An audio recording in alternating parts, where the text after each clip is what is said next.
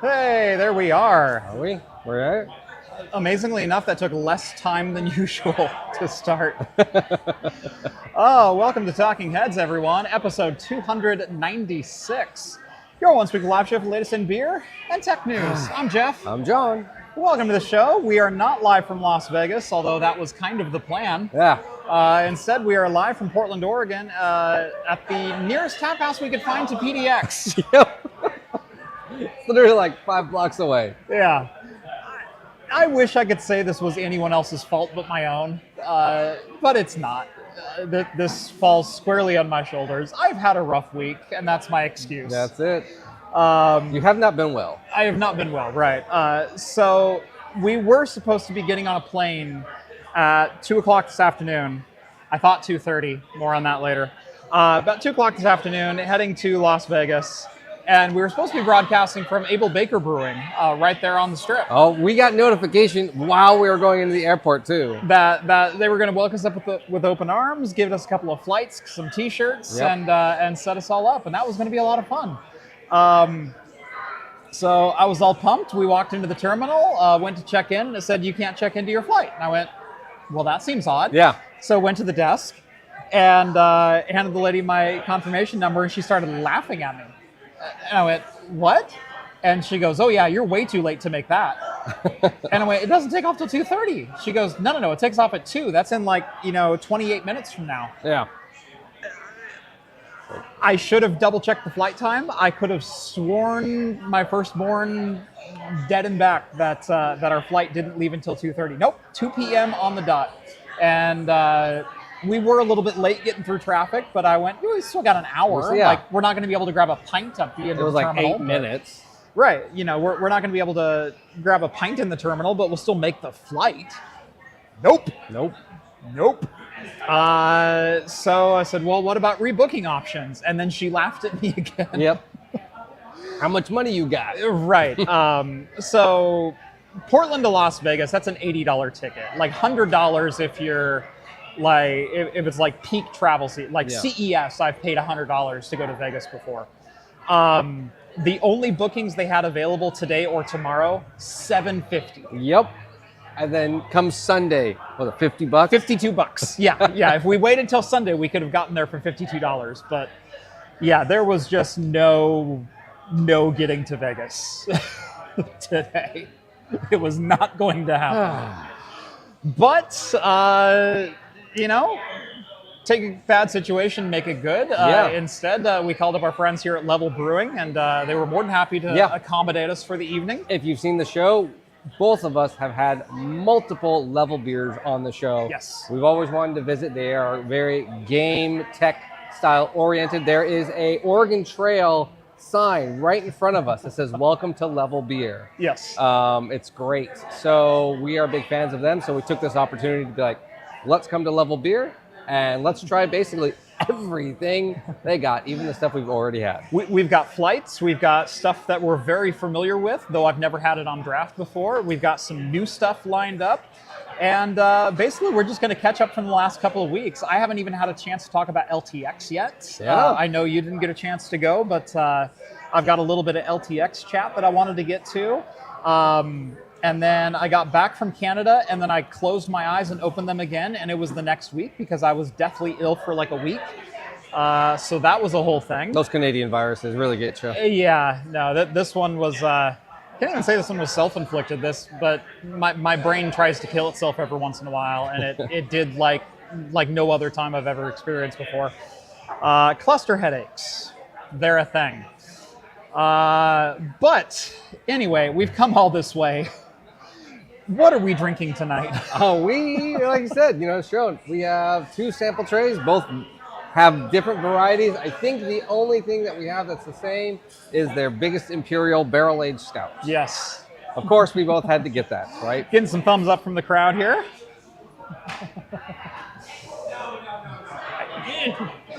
Thank you. All right.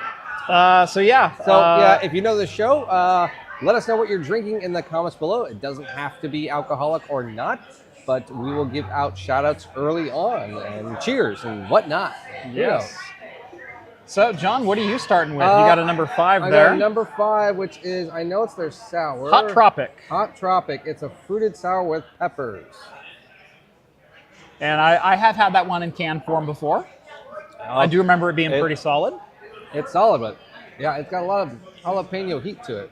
I'm starting with one that I've actually not had of theirs before. This is their Go Hef Yourself. This is one that I don't think they distribute. This is on draft only. Maybe, yeah. I did have it earlier when we were visiting. I really liked it. I thought it was a little weak, but I love the flavor.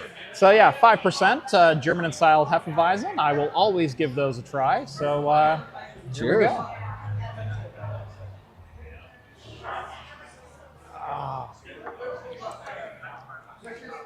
A little light body. Yep. Very crisp. Super good summer beer. Super good hot weather beer. Which is great because it's like 84 out right now. Yes, I know. We are in a greenhouse actually. So all the sides are open, but the top and front and back are greenhouse. Still a little bit of a radiation thing going on. Yeah. Harley says pre-gamed with a couple of Big Grove Easy Eddie IPAs. Now working on a Bell's Two Hearted. That's a solid game right there. Let's see. Chuck is patching. It's going to suck tonight. Yeah, patch Wednesdays always suck. Williams is having Dragon's Milk Reserve S'mores edition, 11%. So that's always cool. Justin is having a Boulevard Space Camper. I believe that's like a IPA or Pale Ale. And our good friend Skull, Death Stars 2020, 14.8%. Skull is starting off hard. They have been cycling those through the Discord the last week or two.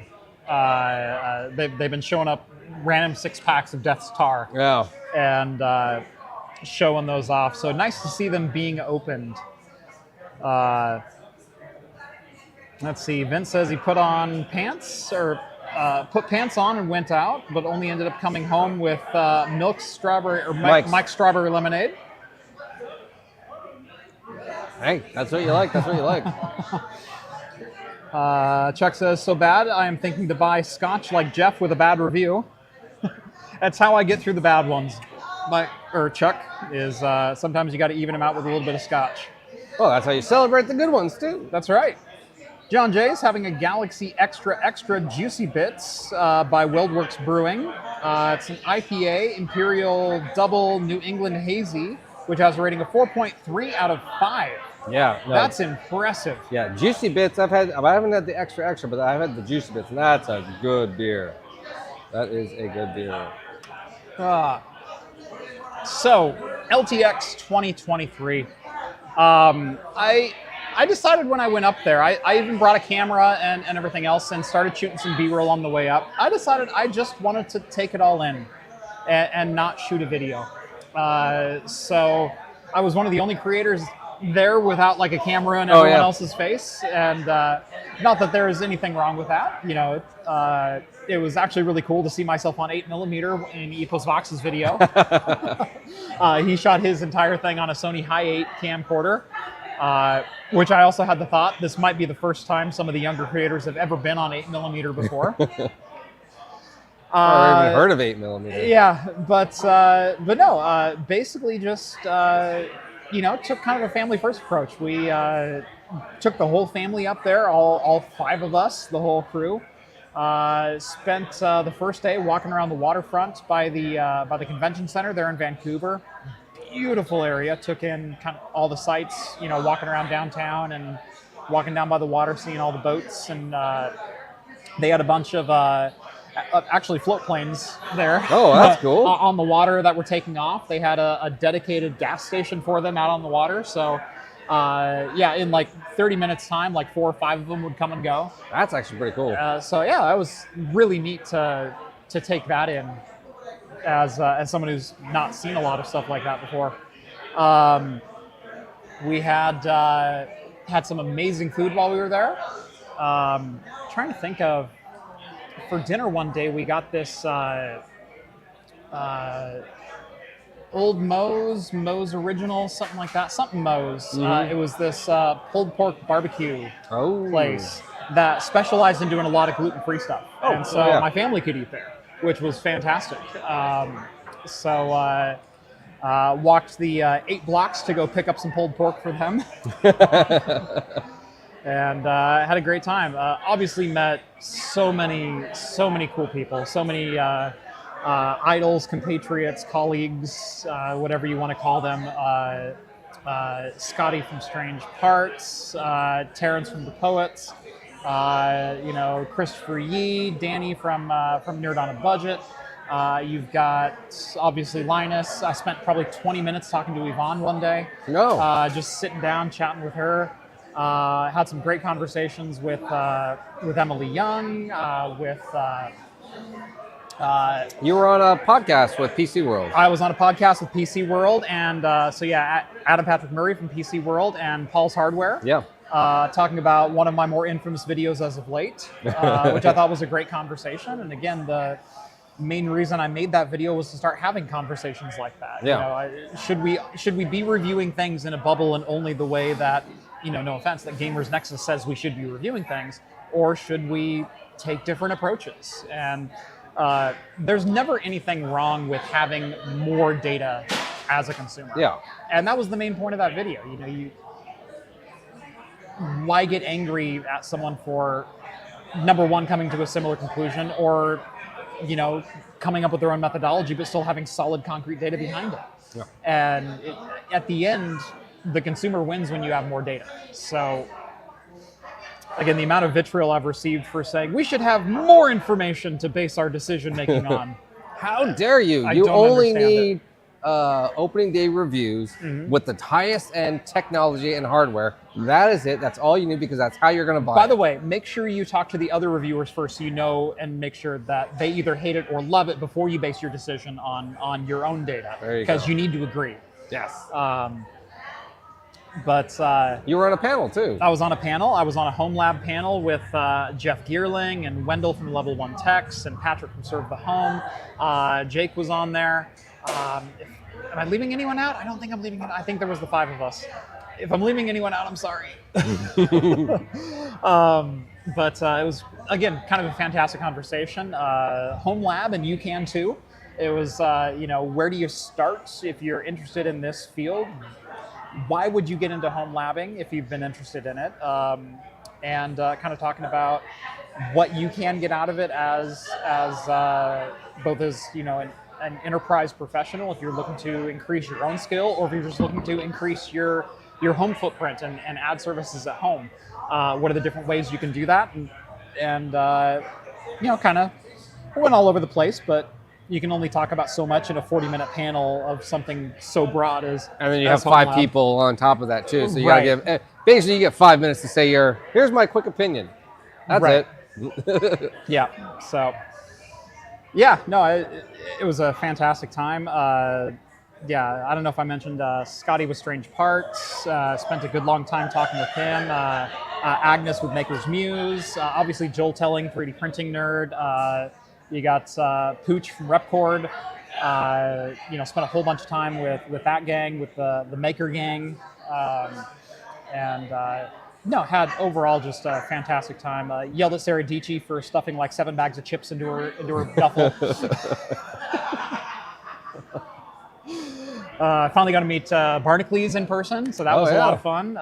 Finally got to catch up with Jerry a little bit, meet his family. Said hi to Xander. Oh yeah. He took his whole family up there too. I remember that. Yeah.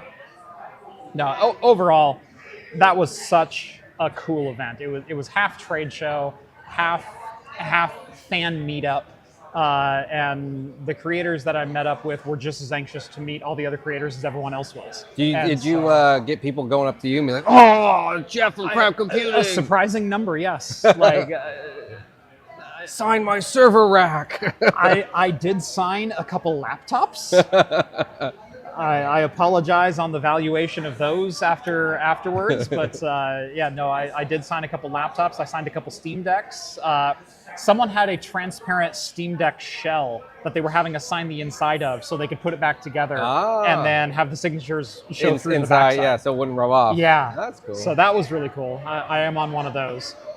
Now here's the big question. Out of all of that, we all saw, if anyone follows, because I'm sure everyone here followed Jeff on Twitter, was following all these threads and what was going on. Did anyone take the Hops and Brews keychain? Someone took the Hops and Brews keychain. One person. Now, they asked for one of the regular ones first, but it was my last keychain. Oh. And I said, do you watch the live show? They said, oh yeah, Talking Heads. I said, so you know who John is? They go, yeah, no, he's the one with the longer hair. So it wasn't like, I had to infer that I have a co-host, he has his own show, I made him a bottle opener too. But it was Hobson, it was the bunny on one side, and then LTX 2023 on the other. So he has the only Hops and Brews LTX 2023 edition bottle opener. There we go. So if you're watching, comment below or comment live on the chat, whichever. Yeah. If you can't hear us, there's a jet that just drove by. Hey, David's in the chat. Yeah, I so wanted to make it. Like I said, we had. Not only did I have plans with Abel Baker, I had plans to meet up with David for a beer because I only ever see him in Vegas. He's one of the guys I always chat with during CES. Hey, I'm going to be in town. Let's go have a beer after the show. And obviously I don't slow down. Nothing slows me down, not even missing a plane. We did consider driving for about a half a second. We did. We were like, all right, is it 12 hours or is it 16 hours? I might do 12. Yeah. Darn it, 16. No, see, he was debating on the time. I already know what that drive is because it's 18 in the winter and it's about 16 in the summer. And I went, nope. Nope. I was like, I can do that. I'll do 8. He does 8. We'll be dead. Yeah, but then one of us has to function tomorrow still. Therein lies the problem.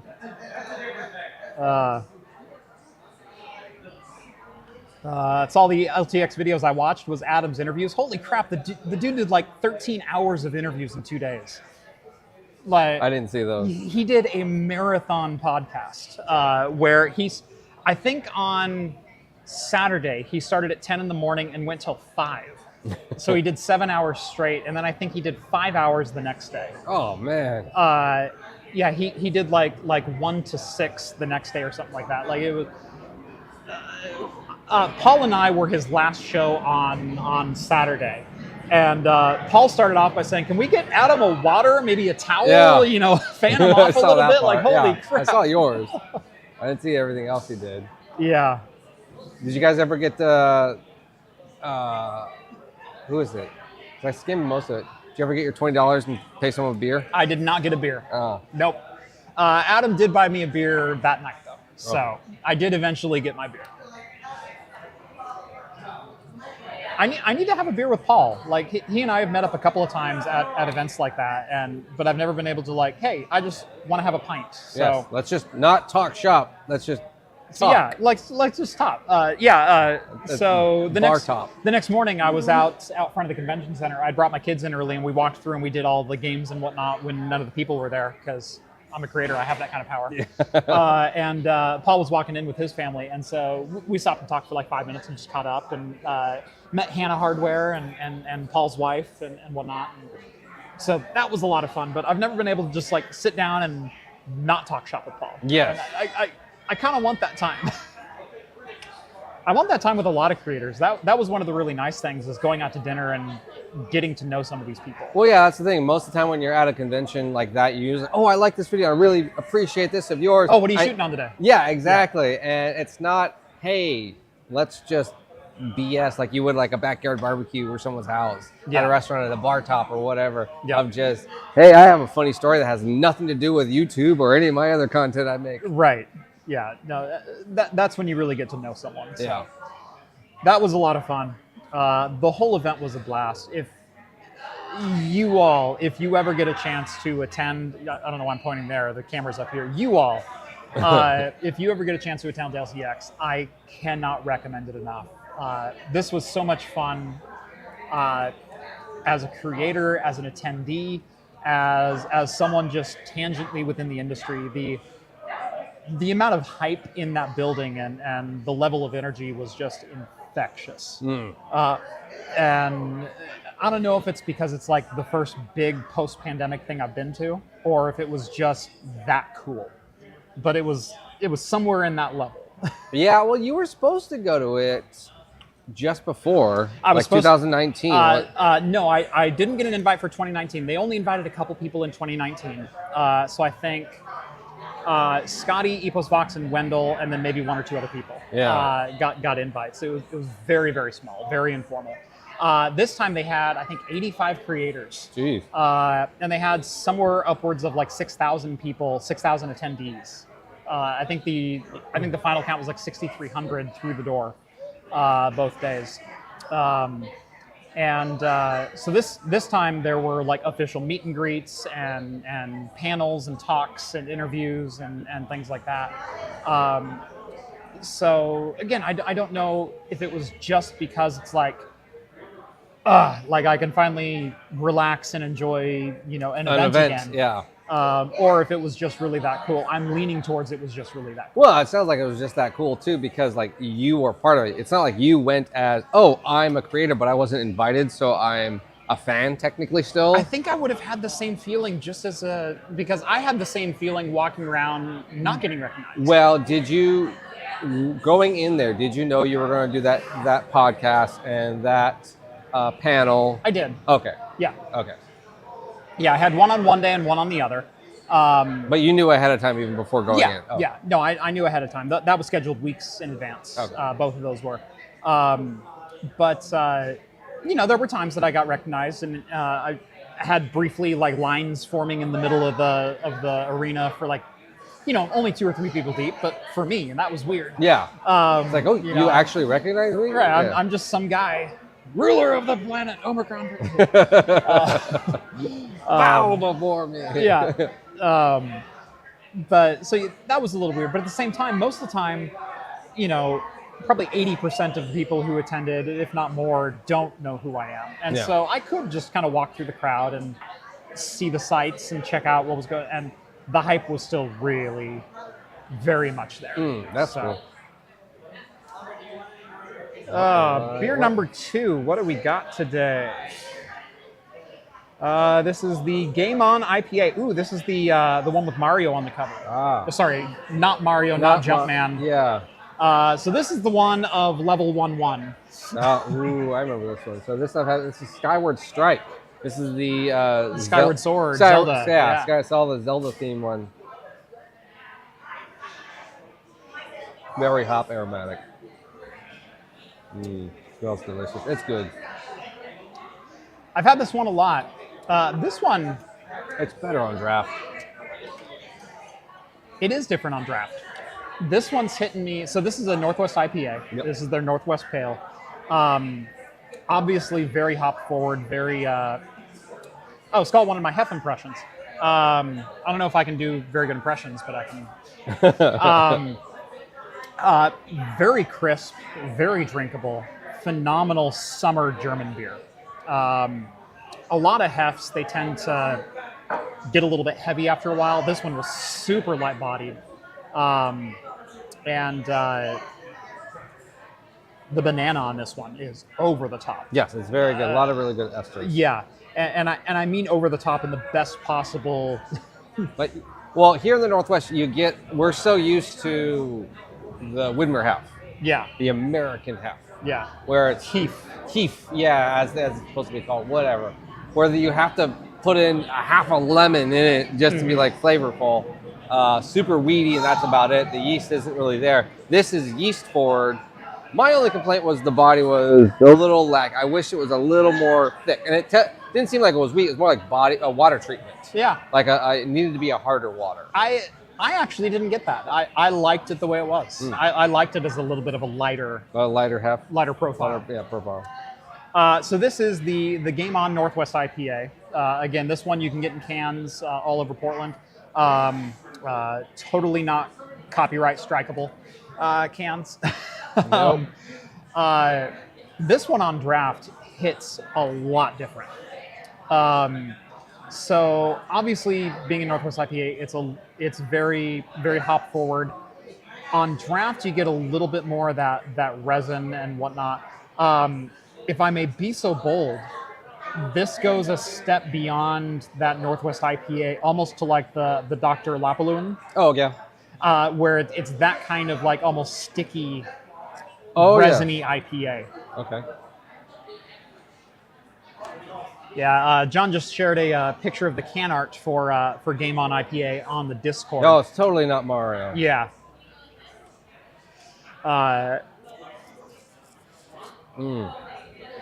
Here, smell this one though. Yeah.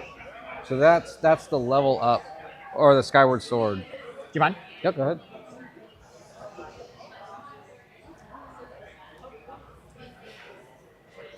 Ooh, Yeah, I really like that one. That's a lot better on draft. that is interesting. I want to say it's a mosaic. It's like a hazy, but it leads with like a cucumber melon kind of Yeah. thing. That's good. I don't think I've had that one in can before. That one. Okay. Again, a totally not stolen. totally legit original art only.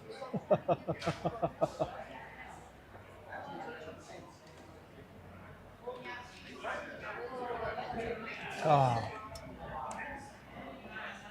Hello, guys from Sweden. Hello, Donut. Welcome to the show. Yeah, and someone commenting about the glass sizes. Yeah, I believe they're 4 ounce. Yeah, most tasters, I believe, are usually 4 ounces. Yeah. I'm actually kind of surprised because most trays come in sets of 4 because it's a pint. Yeah. And this is sets of 6, so it's a pint and a half. Yeah. That's kind of weird. Yeah, you get a 24 ounce for your pint money. I'm not complaining. I'm not complaining, but it's just kind of odd. I guess it's the 6-pack, Right. you know, and these glasses are shaped like cans, so it's a 6-pack. Yeah.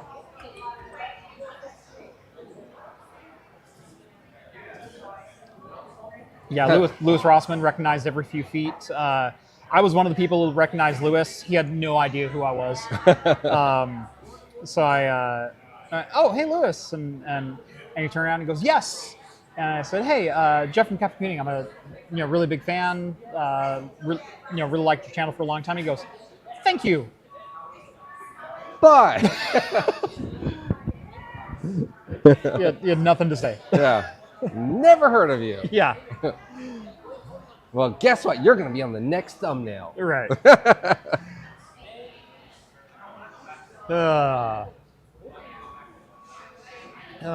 What else do we got going on? So yeah, I was meaning to talk about my LTX experience last Wednesday, but I feel like I'm waking up for the first time after LTX. So I'm not going to go into too much detail about this, but I did have one of my first cluster headaches in probably 6 years or so. If you don't know what a cluster headache is, Google it. It is about the worst amount of pain your brain can subject upon itself. It's a migraine, but on steroids. And that's putting it very, very mildly. Let's just say I was... one day, I'm going to make this joke. Know that it comes not from... It's a very dark joke. But know that it comes from a humorful place. And if you need help, please seek help. There are people you can call. There are people who care about you. At one point on Wednesday, when I was in the midst of this cluster headache, I went, well, I can't operate a gun, but I wonder if I could push a bullet through my temple, if that would work. I don't have the dexterity right now to load the chamber, but it's that level of pain. So if you've never had one, good. But anyway, so I spent 24 hours in some of the worst amount of pain I've ever been in my life. Spent the next 4 or 5 days dealing with side effects and fallout from not eating and all the things that come with that. Oh, yeah. Trust me, I know. Yeah. Well, I mean, I consumed beer, but yeah. Right, right. The other parts of other things, like the trips to the bathroom, I totally get that. Right, yeah. I totally understand Yeah, that part. the hourly. Whew, Yeah. Well, I'm really hoping this is a fart and not anything else. I can trust my body again. That's really weird. Yeah, so it was a weird week for me. I'm so happy to be back on my feet. Spent Sunday in the ER. So, and here I am on a Wednesday night.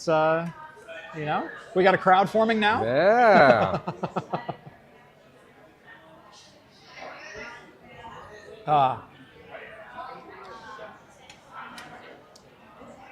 Boy, that one also, on top of being a little bit more hop forward, it has like this warmer, ready type malt. Like the malt is coming out. It's way more accentuated than I remember. Well, I mean, we're in a warm area too, so We are. That's going to get that. I mean, right away off draft, we've had all of these beers are out for 30 minutes, so Yeah. I'm looking forward to the stout. Yes. So that'll be nice and warmed up. I don't know about my last one's a saison. I don't know how that's going to be good warm. Yeah. Yeah. See, what do we got here? I've got a Dunkel. Didn't you have that earlier? I did not. Oh, No, I had the Schwartz beer. The Schwartz beer, yeah. Yeah, the dark side of the Schwartz.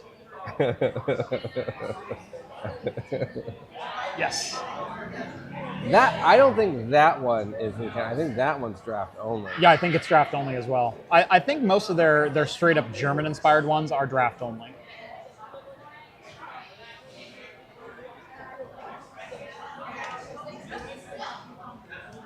Yeah, because I'm not, nope, 21st Amendment. Nope, that's not level beer. No, that's not it. No, that's made of Schwartz. Yeah, so I don't think so. Yeah. Although it's funny when I look it up, dark side of the Schwartz beer, there's all of these similar styles Yeah. of same can artwork. Same names. Yeah. Same names, same can artwork as the place here. So things that I will buy beers just off of a name or can art. Yeah. Steve says it's like your brain has balls and those balls were kicked over and over again. Yes, actually. What is the Rick and Morty, those guys that they have the balls for the heads? Oh, yeah. Or The chin balls? the chin balls. Yeah. No, that was actually a full... What sci-fi comedy was that was the Balchinians? Men in Black. Okay, that's right. Men in Black. That's right. I think so, right? I think that's right. Yeah. That's going to be in your search history, not mine.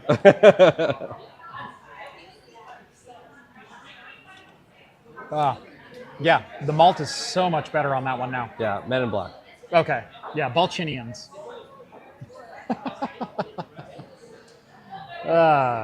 Can't let you on the Wi-Fi anywhere. Yeah. Yep. You guys over by Voodoo Donuts? No, Voodoo is downtown. We are off 148th and Airport Way. We are over by PDX, Mall 205 area. Yeah. So we are right over the bridge, PDX. Instead of taking a right to PDX, if you're, right or left, either way, just the opposite side. But a mile, 2 miles? 2 miles? Yeah. Something like that. It's 2 minutes from the airport. Yeah. So. Don't make me turn that camera around. It pivots.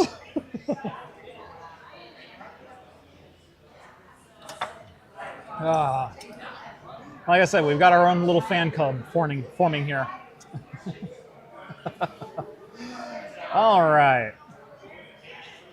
Well, normally this video would have a sponsor, but I don't have my sponsor slides on this laptop. You got it memorized. I don't, unfortunately. Oh, you don't? I should. I thought you always memorized. I probably have the majority of it. That one I read from script. From script? So yeah. Okay. It's easy enough. I've never bothered to memorize that one. I probably could do it. But I feel bad like only giving half the read. Something love Linux, So- something Linode. Yeah, so I think their links are still down below. I'm going to give this one for free. Go to linode.com/craftcomputing. Get a $100 60-day credit just for signing up for a new account. Get your home lab started today or your own personal cloud service. with Linode, you won't explode. If Steve were here. Yeah. Oh yes. And then Raid. The nude. Yeah. Remember, Raid's not a backup. Raid is not a backup. Yeah. There's all that. We will be back in full form next week. I found that out actually. Yeah. John texted me on Thursday in the midst of my migraine. I would rather be in a coma state, and goes, "Hey, do you want to come out to my office? Money is no option, or money is no object." Yeah. And I'm like, I know it's probably a Raid rebuild just based on photos and this little 10-second video he shot me. I know I could probably get him back up and running. I literally can't even walk out to my car right It's like, Jeff, you want to make 10K right now? Right. Right. I'd love to. I just can't. I physically cannot. So I had to pass that one on to a buddy of mine. Yep. Yes, I learned firsthand, and so did my office. And trust me, I didn't build the server. I don't control that part. But the guy who did, he was in the hospital. So...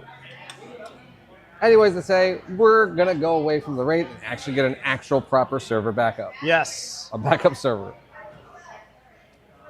You looking to do in hybrid cloud? I have no... half on-prem, half on cloud? Yeah. Yeah, that's what we're going for. That's honestly the way I would build out just about any new deployment. Yeah, and they want the main one to be on cloud and then on-premise to be a backup. Yeah. So next up, I've got the Aventinius. It's a Dunkelweizen. So I'm going to save my stout, which is the next one. Yeah, I'm saving my stout. So then this one is looking for group. This is a Dunkelweizen 4.3%. This is a hazy IPA 6.4. Ooh, very... Frame rate is much better in person than on stream. Well, you can still only see 60. You can still only see 60 FPS.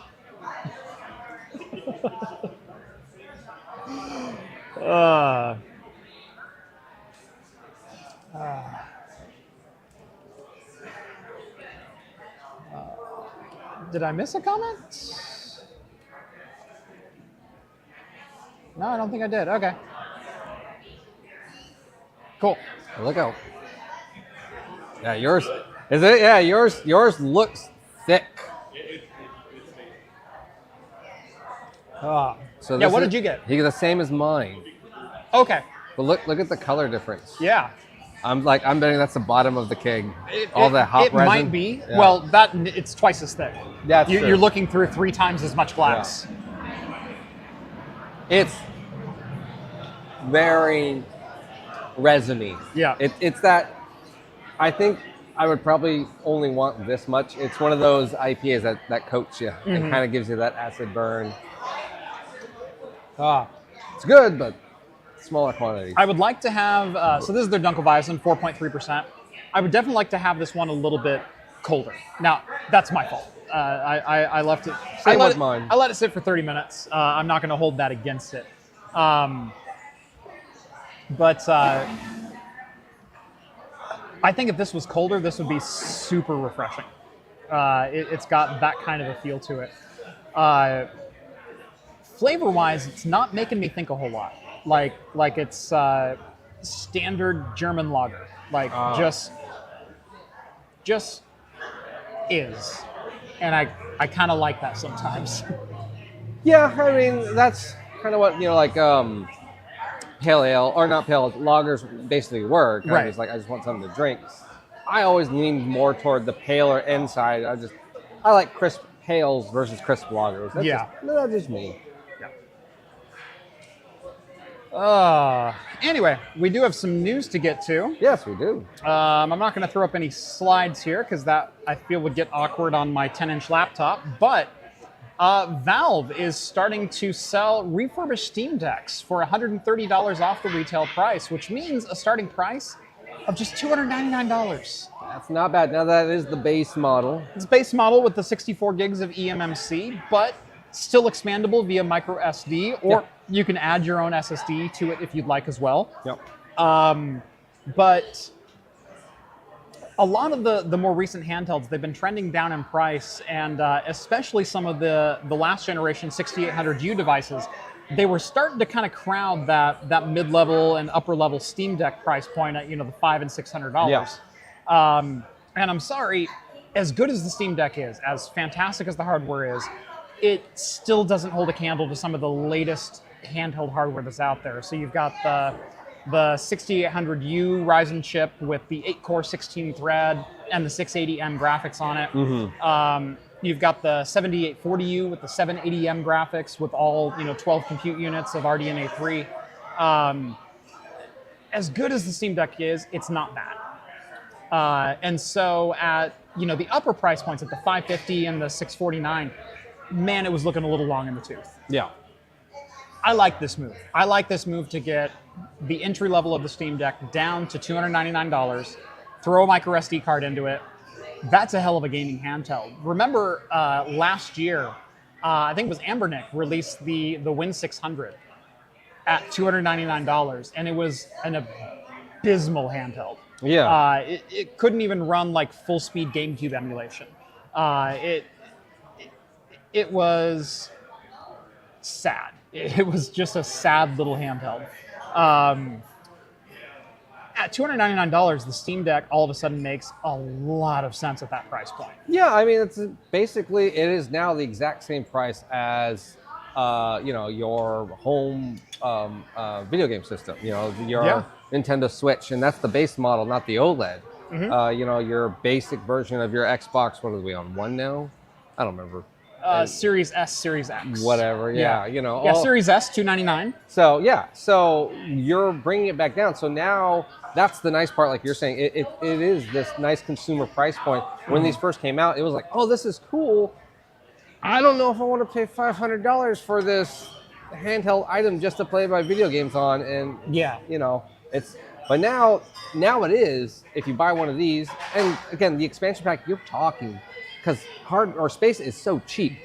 You're talking maybe $50 if you want to expand it to a nice SSD. You can get a terabyte for $50. Right. So $350. For something like that, you can play all your games on the go. It's not a bad deal. It is not a bad deal. And I really hope that if they see this market continue, if the Steam Valve Deck team sees that, maybe they do consider that, hey, maybe we should make some smaller tweaks to lower the next model or come out with smaller, lighter models. I don't know if that's really going to be possible because of, and this is all up to AMD if you really come down to think about it, because it's AMD that's producing the APUs that are powering basically all of these. And AMD has markets that they want to hit, that they have intended for certain stock. I've said before, I think that an 8-core 16-threaded chip, an APU, is wasted in a handheld because you don't need more than 4 cores for mobile gaming. Yeah. And so throwing all the performance you want at the CPU, I'd rather see that horsepower being devoted towards graphics. I'd rather see a 4-core 8-threaded chip with 20 compute unit on the APU side of things rather than 8 or 12 that we've been getting.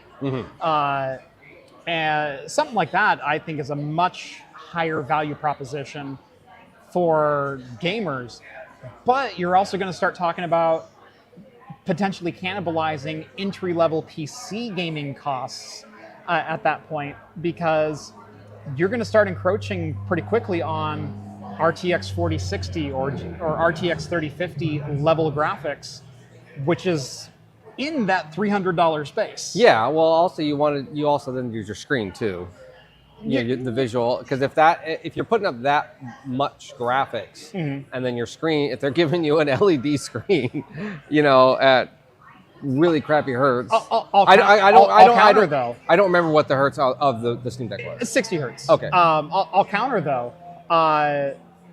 With a 4-core 8-threaded, Zen 3 RDNA 3 with 20 compute unit, let's just say. I'm just pulling that number out of my hat. There's no reason you can't hook that up to a 1080p monitor and go to town and get 60 FPS in all of your games. Okay. Yeah. So I think one of the reasons AMD hasn't been pulling the trigger on that is they might be afraid of cannibalizing some of their low-end GPU sales in favor of people just going out and buying handhelds, because they want the handhelds to be an accessory, not the only. Yeah, but I don't. I want it to be the only. This whole thing So do I. makes sense as essentially your computer as the Switch. The Switch, I love that concept of a docking game station that's portable. If I can dock this and buy a monitor, wireless keyboard, wireless gaming keyboard that can hook up to my dock, boom, pop this in, I'm playing my game right off this. Yep. That's a phenomenal price. And that's where that $399 or $299 price point is wonderful. I'm buying a gaming system that is my home gaming system for an extra $100 or $200. I'll buy my monitor and a good keyboard and mouse, and now I have both. I don't have to spend $500-600 on my PC parts and then another $300 for my Switch or anything like that. It's half that cost. I really always wanted it to go into that direction. Yes, I will agree with that. I mean, you've seen my daily driver laptop now. I daily drive a GPD WinMax 2 because I wanted that gaming portability with the occasional laptop use. Yes. And this is the 4th Talking Heads Up live stream from this laptop now, something like that. No, it feels comfortable too. But I've taken this on planes, not today, obviously. We've been to San Jose and live streamed there, so I played games on the plane on the way there with my Nreal Air headset. We got to the brewery, we hooked it up, had the camera going, and easy as that. Yeah. I mean, it's all the compute power that I really need on the go. And it also plays games just dynamite. So. And you got a bigger screen. And I got a bigger screen, yeah.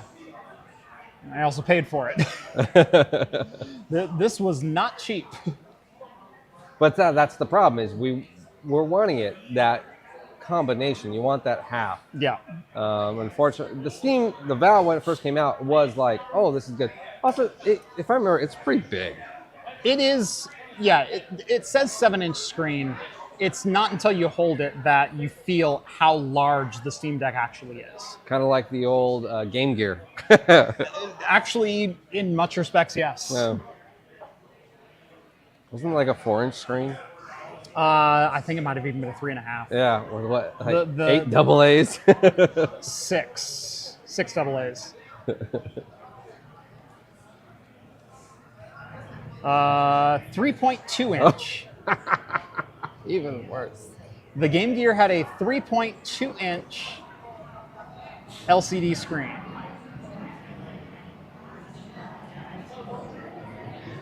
Yeah, I knew it wasn't 4. 6 double A's. Yep. Yeah, that I remember. Do you ever have the TV kit for it? No, never had the TV kit for it. And then 30 hours of battery life. Oh, that's a crock. Oh, I know. Oh my gosh, I didn't even know that thing was On what planet did anyone ever get 30 hours of battery life out of 6 double A's on that machine? There's no possible way. 6, maybe. Yeah. I would say over under 1 hour per battery. Game Gear. Steam Deck. Size. Just curious. If anyone, there we go. Okay, all right. It's significantly. It is larger than it is much larger. Yeah. I mean, to be honest, the Game Gear back in the day, the only other handheld device was the Nintendo Game Boy, which was a narrow VHS size. Yeah. But the Game Gear felt huge in comparison. Yeah. Yeah, but here's a Steam Deck versus the Switch, and you're talking. It looks like almost 1.5 inches on each side, maybe, or 1 inch. Oh yeah. So that's still a significant size. The other thing that gets you with the Steam Deck is how thick it is. It's girthy. Yeah. It feels very comfortable in the hand. It's one of the most comfortable handhelds that's out there. Well, see, that's kind of one of my problems with the Switch. It's so thin. Yeah. I don't have a grip on it. Yeah. And I have to grip it down, and I feel like my controllers, the hinges constantly break off, snap off. It says, your controller came out. I'm in the middle of doing a backflip right now. Yep. I know I'm going to die. Oh. All right. Let's see. What else do we got going on? Stop reminding me I'm supposed to be live in Las Vegas right now. I know. I'm so mad about that, but I'm so mad at myself. I've never missed a flight before. I didn't even know that was a thing. Like, when we got there, it was check-in. I don't even know why, because you already paid for it. Why don't they at least let you attempt? I know there's probably people going to sit there and say it's a security reason, but still, fine. Let me go through security. I could see the security line. There was maybe a 20-minute security line. Yeah, and from where our gate was, for all we know, it was the next gate over. We might have been able to make it. Right. And how many people have gone on an airplane and the plane actually left on time? Right. So, yeah. And they might have even been like calling our names. Be like, we're waiting for Jeff. And that's only if you check in. Oh. You have to get your boarding pass for them to wait for you. So, we got there at. Should have done online check-in. Yeah, it was 1:28 when I walked up to the gate, and yep. Yeah, should have done online check-in. Oh well. Insult to injury, there's planes flying over the top of us right now. It's all right. We'll have spent less money then. Yes. So. Saved a little bit of money. Let's see. What do I got up next? I got 11. Pixelated Pale. I like that. I can see through beers. What is this one? 12. Aventinus? Dunkelweizen? Thought I just had the Dunkel, but no. You had... No, I mixed them up. That was Pixelated Pale that I just had. Ah, okay, that's what I'm having. Okay. This is the Dunkel. I would actually, now that I've had this, I totally agree. This needs to be cold. It needs to be cold. It needs to be cold. Yeah. Yep. Like, it's a perfect. Like I said, to me, it was just I wasn't thinking pale, but I said a lager that just doesn't make you think. Yeah. There's no flavor evolution to it. There's no anything weird that you're looking little for. malt. That's about it. And then, but only reason there's probably even malt is because it's warm. Right. If it wasn't for that, this is your. But if this was ice cold, oh, it's so good. This is your alternative to a lager with a burger. Yeah. That's what this would be. Yep. There's some German notes. Okay. You're like, that last one is a horrible German. Okay. I mean, I went, Dunkelweiss, and I went, okay, well, German lager, whatever. Mm-hmm. No, this one actually has some of that ester, little light clove right on the top of it.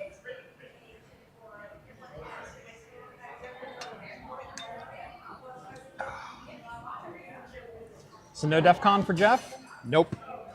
No DEF CON for Jeff. And normally you'd have the opportunity to rebook your flight right then and there. Oh, we're taking off in another 4 hours for Vegas. Well, yeah, we have one seat if you'd like to buy it for $750. Yeah, there was. She laughed at you with a slight smirk, and it's like, all right, well, here's the alternative. We're gonna take you up to Seattle. You're gonna wait 5 hours, and then you're gonna fly down to Vegas, and you'll be there like 11 p.m. tonight. Right. Yeah. For $700. Yeah. Yeah, it was $700. It was a 5-hour layover in Seattle, and they didn't get me into Vegas until like 11:30. Yeah.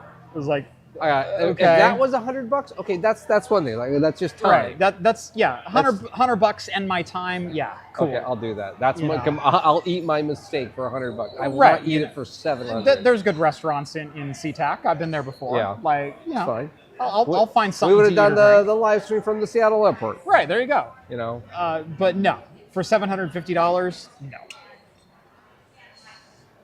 Nope. No, Spirit Airlines. Spirit was $675 if I wanted to leave today or tomorrow.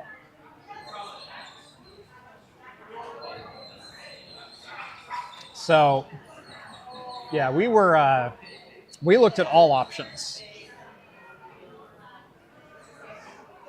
So, like I said, I'd like to be mad at someone else. It's no one's fault but mine. I did not double check the departure time.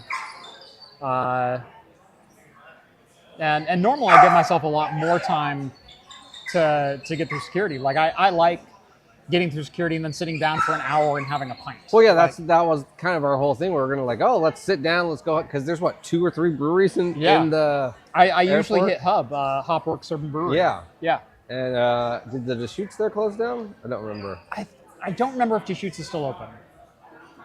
But yeah, usually go there, get one of their beers, take a seat. And if you get drunk, the nice part is they have those electric walkways. Right. I was going to lean on this. Right. Well, my thought is, if I have to do a layover, I'm not going to drive until... a couple of puppers getting to know each other. Yep. Not in that way, YouTube. What's funny is they both actually look like my dog. Mine has a brown patch over the eye, but... So my dog Ruby is a Australian Shepherd and Boxer mix. So she's got a little bit of that terrier pit breed going. And both of them look almost 50-50, that same mix. That one looks a little bit more like your dog. Mm-hmm. Yeah.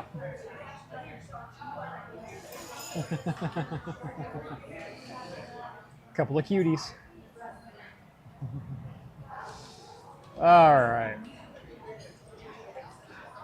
Might as well drive at that point with price and layovers, except it's still Vegas and it's still 16 hours, like 12 of which is through the middle of the desert. So I opted for not. I mean, I was down, but I was not. Rent a car, floor it. We'll do the fastest car in the world is a rental car. Mm-hmm. A rental car with full coverage. Yes, that's true. Yeah.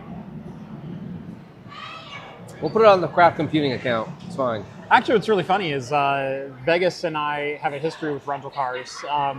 So I took Rhett to CES in 2019, and we rented a, what was it? It's a Nissan Versa. So 2019 Nissan Versa. And this was when the government was in threat of shutdown because they couldn't approve a budget. And so air traffic controllers were on the verge of shutdown.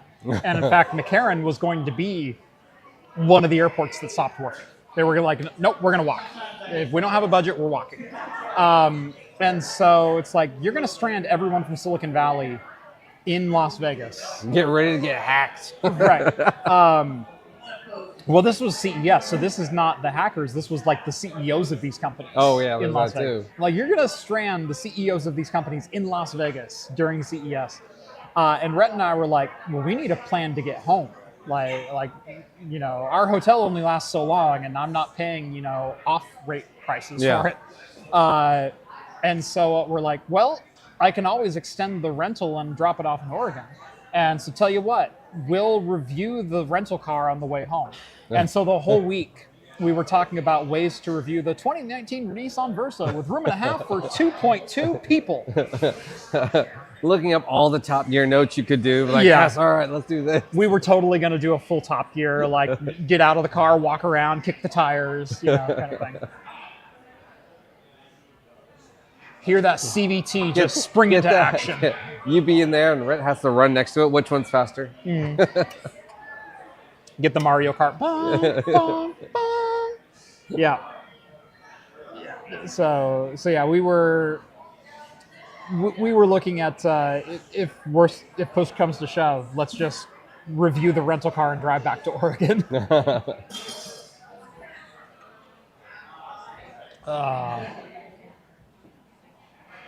Yeah, the drive from Kansas to Vegas is 19 hours away. Vegas is 19 hours from everything but Los Angeles, and it's still 8 hours from Los Angeles. Like, Vegas is in the middle of nowhere. No one understands that. And there's nothing anywhere remotely that you'd ever want to stop at between you and Vegas. Yeah, no, and you better make sure you have a full tank, too. Right. So I've looked at doing the drive before because I've looked at potentially having some case mods that would be unveiled at like CES and things like that. And it's like, do I want to like crate up my case and ship it, or would I rather just drive? And to me, the anxiety says just drive. It'll be better that way. Yeah. And so I've looked up multiple times, like, what is the drive time from Salem to Vegas? Well, see what you do. You go like Salem to Reno, Right. And you make it a 2-day trip, Right. Then Reno to Vegas, and then you gamble half your gas money in Reno, Right. because those slots are easier. Yeah. Are we going to make it the second half? Time will tell.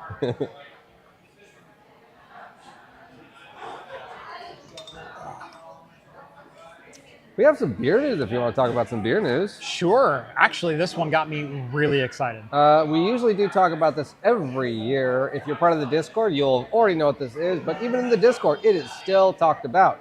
And that is one of our favorite beers to always seasonally pick up. That is Goose Island Bourbon County Stout and their new latest lineup. There is some good news and some bad news this year. Usually it is a 8-bottle release. Unfortunately, this year they are scaling back by 2. So it's only a 6-bottle release. However, 2 of those bottles are excellent bottles. Let me just say the scale back is worth it. Okay? Yes. So we do have the standard 2023 Bourbon County brand original stout. So it's, I believe that's aged in like 3 or 4 different Buffalo Trace, Heaven Hills, Four Roses, and Wild Turkey barrels, like it always is. If you find it, it's around 10, 12 bucks. 13, something yeah. like that. Don't pay 15. If you see a 15, don't get it. But anywhere below that, definitely worth probably 2. Yeah. Buy one, drink it fresh, save it for a year or 6 months. Yeah. It's fantastic. It's Yeah. a great. On to the next one, though. It is the 2013 Bourbon brand Eagle Rare, aged for 2 years in Eagle Rare barrels. Yes. And for anyone who ever looks at age statements, that is an absurd age statement on a beer. So, yeah, they took their standard Bourbon County Stout and they placed it in Eagle Rare bourbon barrels. 10-year Eagle Rare bourbon barrels for an entirety of 2 years. Typically, a barrel finished or a barrel aged gets somewhere between 3 and 9 months. Yeah, usually. And that's it. Yeah, no. If you see a 1 year age, you're talking $24, $32 a bottle. Yeah. You know, that the higher end above $20, you know, you're going to have to bust out 2 $20 bills just to pay for this type of thing. It says it has robust oak, toasted almonds, and a warming vanilla. I believe this is just the base version. And then instead of all those other barrels, it is pure, just 10-year Eagle Rare. Yeah. So the second good one that Jeff and I are both excited about is the 22 brand Angel's Envy 2-year cast finished stout. Yes. That one itself is also amazingly sounding good. So it's Bourbon County lineup's first cast finished stout. Spent a year in Angel's Envy bourbon barrels, and then another year in Ruby port wine barrels. So still 2 year, but not. It's a year in each. Yes. So, but this is going to have. Usually they have like a fruited version every year, and this is going to be kind of a fruited version because of the port wine. But it's going to have more of a cherry and a spice. I think it's probably going to be like those cherry chocolate candies. Yeah. That's probably with bourbon, essentially. Those are the two. Well, there's one more that I'm looking forward to. But those are the two I'm personally looking forward to. Obviously, those are going to be the ones to have. You lead with your best foot forward. Those are 2 damn good feet. Oh, yeah. Very good. They're coming out with a Bananas Foster Stout. That's the other one that I wanted. These are all, by the way, all barrel-aged beers. They're not just flavored pastry stouts. They are barrel-aged beers. One of the other things I always love, too, is the bottles themselves are etched glass. Or not etched, imprinted. They're blown glass. They're blown glass. Yeah. And so it's not just, ooh, here's a cool label. These bottles, I always thought, even though they're owned by Anheuser-Busch or a major brewery, we're always like, no, yeah, but look, they're still giving the craft department attention. Yes. They're still doing good stuff. So this is ripe bananas, toasted almonds, brown sugar, and cinnamon. That's I want to have that. But this is a re-release from 2017. So it's the same recipe. It's not, hey, we have extra left over. It's just the same recipe. Right. So But then, no, Bananas Foster, whenever that one comes, yeah. putty in your hands. So then they have Brand Backyard Stout. So this one is a rye whiskey, barrel aged, which aged in rye barrels made with mulberry. So it's got some weird ones. But that one, unfortunately, is only the Chicago market. So if you know someone in Chicago, which we do, come on, give us a call. You know who you are. We'll be on the Patreon. That's going to be there. And also, unfortunately, only the Chicago market is one of my personal favorite versions, the Proprietor Stout. Proprietor Stout. I still have my 2017 Proprietor Stout. As so do I. Yep. But this one is dried fruit, vanilla custard, warming spices, toasted rice. It's a beer to have, honestly. It's rice figgy pudding. It's so good. it's one of my, it's like top 3. Yes. I gotta buy this beer. Yes. So that is the beer news for today. You will probably see one of those on this show later this winter. All of these beers, by the way, come out Black Friday. So the day after Thanksgiving. Am I seeing a Chicago road trip coming up? Well, you know, Vegas got canceled. All that money is going to go to buying Right. Goose Island. Yeah, unfortunately, I spent $400 on this trip and made it to Portland. It's the most expensive trip to IKEA you've ever It had. really is. And you didn't get even any meatballs. Nope. Didn't even get my meatballs. Darn it. Skull says he opened the 2015 Proprietors last weekend and it went sour. Oh, Yeah. man, that stinks. Yeah. Yeah, he said it turned to soy sauce, which is the worst state of beer could be. Skull, I don't remember what year the bad version of just the regular one was. Was it 15? There was an infected version. There was one that was, I thought it was earlier. I thought it was 13 or 14.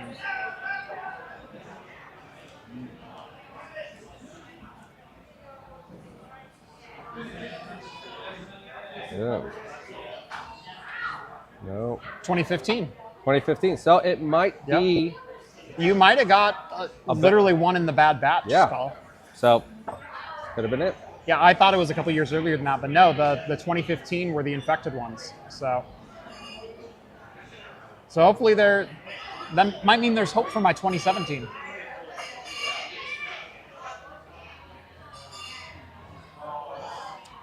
If you're just joining us, we are at Level Brewing here in Portland, Oregon, off 148th and Airport Way, over in the Mall 205 and PDX area.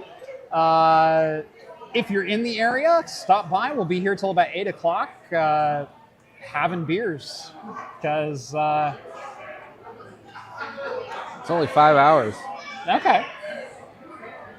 Why would we go to Phoenix? It's only 5 hours from Vegas, so you could drive that. I mean, it's better. What about Phoenix to Vegas? At this point, I'm kind of committed to staying home. Yeah, and you're like, all right, it's fine. Yeah, I've already let reality set in. Watch, there's a flight leaving in 30 minutes, and we connect. Like, Yeah. Well, we're already too late to make it, apparently. oh yes.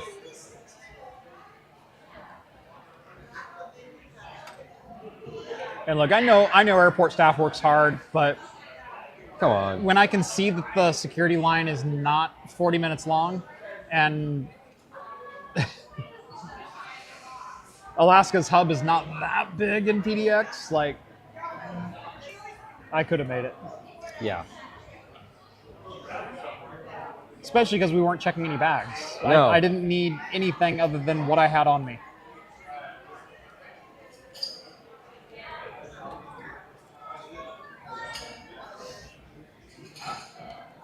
So if anyone wants to say anything in the chat, comments are open. Yeah. Yeah, Phoenix is about 4 hours from Vegas, so is LA. So Yep. Watch, you'll find a flight from Portland to Phoenix with a layover in Vegas. Actually, there have been people who have been banned from airlines for doing that, for fare jumping. Oh, So, which just seems to me the best way to make money as an airline is to charge for every destination along the way, not just your final destination. But apparently, some people have before. I think American is one of the recent to ban someone from doing this. Let's say you book a flight in Georgia, it has a layover in South Carolina and then connects to New York. That's why the screens when you're checking in will ask you, is New York your final destination?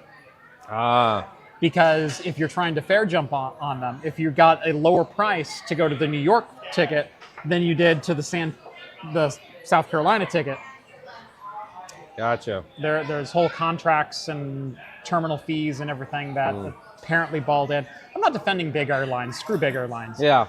I got there. Who cares? They got their money. But yeah. If anything, they'll save on the weight of that I'm using up for their gas. So they don't have to fill up the jet as much. Yeah. Should be fine. Nope. No flights. Everything's gone for the next 2 days. Yep. I assumed. Yep. It's because it's DEF CON. So I got my flight at a pretty good rate, and there's no replacing that rate. Yep. So unfortunately, it just is what it is at this point. Let's see. Ivan, hey Jeff, longtime viewer and subscriber, really enjoying the content. Have a strange question. Do you think it's possible to 3D print a 3U server chassis for an ATX motherboard? Possible, yes. Practical, no. Part of the problem with a lot of 3D printed parts until you get into some quasi-exotic materials, and I'm talking like carbon fill PETG or CF nylon or things like that, their glass transition temp is well within the operating temperature of a standard server rack. So if you think 60 degrees Celsius, there are components inside your chassis that will hit 60 degrees Celsius and will warp PLA, PETG, ASA, and a whole bunch of other types of filaments. It's not until you get reinforced filaments or you remove that glass transition by heat treating that you'd be able to do something in that scale. And even in that scale, you're going to be more prone to warping than anything else. And in server rack gear, if you're talking about fit and finish and fitment of gear, there's pretty tight tolerances inside of that environment. Yeah. I think there's definitely some room to be explored from 3D printed augmentation, maybe a hybrid build of some steel frame with some 3D printed connecting components. But what do you buy for the main steel components of that? So also, what's the cost of the polymer used, and then how good's your printer? Right. All of that stuff. You start getting into a 3U enclosure. Are you talking loaded up with hard drives? You're going to be talking, needing 2 or 3 kilograms worth of filament to make it sturdy enough to hold, 20 hard drives into it. And then also, there's just time having the thing build and print that out. Well, and then what happens if it gets bumped in mistakes? Well, I never take the time element if someone asks, can I do something? Because I guess I go with time versus money of an option. There's always that. But I like exploring the question for what it is and just kind of, can I 3D print an enclosure? Yeah. Well, sure. I don't think so. Hi. What's that? This is the number 13, whatever that was. Skyward. Okay. Oh yeah. So you got 13. Yeah. Okay. Perfect. Yeah. So this is also the Skyward. And then this is 11. So this is. Or no, this is 17.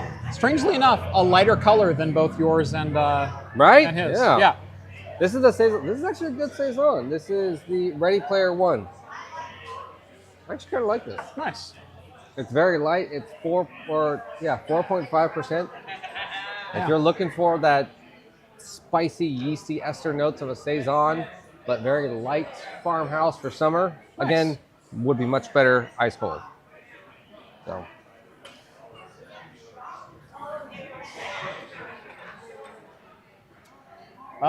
Missed the start of your show. What did you get in your beer flight?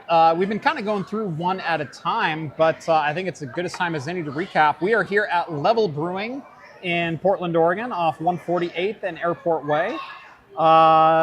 Let's see. I got number 6, which is the Go Hef Yourself German-style Hefeweizen.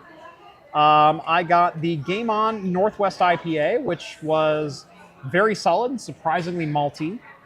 I did a Pixelated Pale, 6.1%. Aventinius Dunkelweizen, 4.3%. I'm currently drinking the Skyward Strike Hazy IPA. And then both John and I, for our last beer of the night, have the Fatality from 2022, their Imperial Barrel Aged Stout, clocking in at 11.5. There we go. Yeah, I just posted the draft list of what currently is here. Yeah. So we are at the Level Beer has three locations. We are at the main brewery location. Yes. So actually, it's really nice. We were here before. There was like 4 people here at like 2 o'clock, and you could smell the malt going in the brewery behind us. Like, this smells good. Yeah. Sometimes you smell like the kitchen, and this has a bunch of food carts outside. So when you walk inside, it's pretty open, but you just smell, oh, that's milled grain and malt. Like, I like that smell. Yeah. Vince chimes in. He had to fully 3D print a 2U Raspberry Pi rack. And things like that, rack augmentations. So Raspberry Pi rack mounts, or I have a rack mounted facade for my cable modem. So my cable modem can rack mount. Those are totally things that are in the 3D printer warehouse. Yeah. Or wheelhouse, rather. 3D printing something that's going to hold a CPU that reaches 85C and a stack of 12 or 15 hard drives. That's another thing entirely. So the technology is cool, but without some more exotic materials or fabrication techniques, a la using, threaded rod for load support and things like that, it's going to be tricky.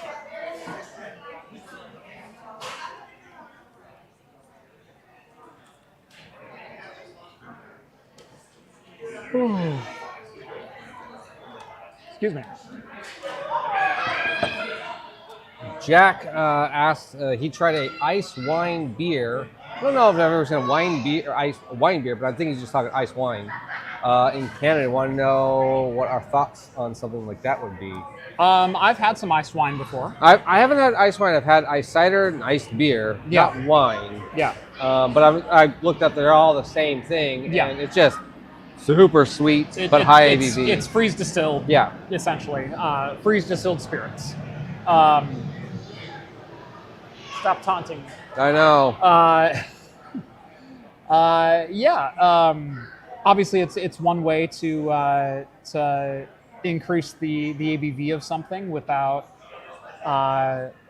You either have to feed it more sugar or make it poop out more alcohol, or both. And getting a yeast that is hardy enough to do that is definitely non-trivial in non-distillate techniques. Yeah. And so, there's, what's the, Applejack. Applejack. Yeah, 2 talents Applejack. Yeah, Applejack is a common freeze distillate spirit that you can buy.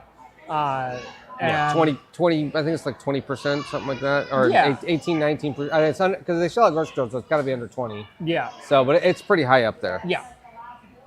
Yeah. So that's a common distillate that you will see, where they will use freeze distillation to increase the ABV of, essentially what is a fortified wine or an apple cider wine.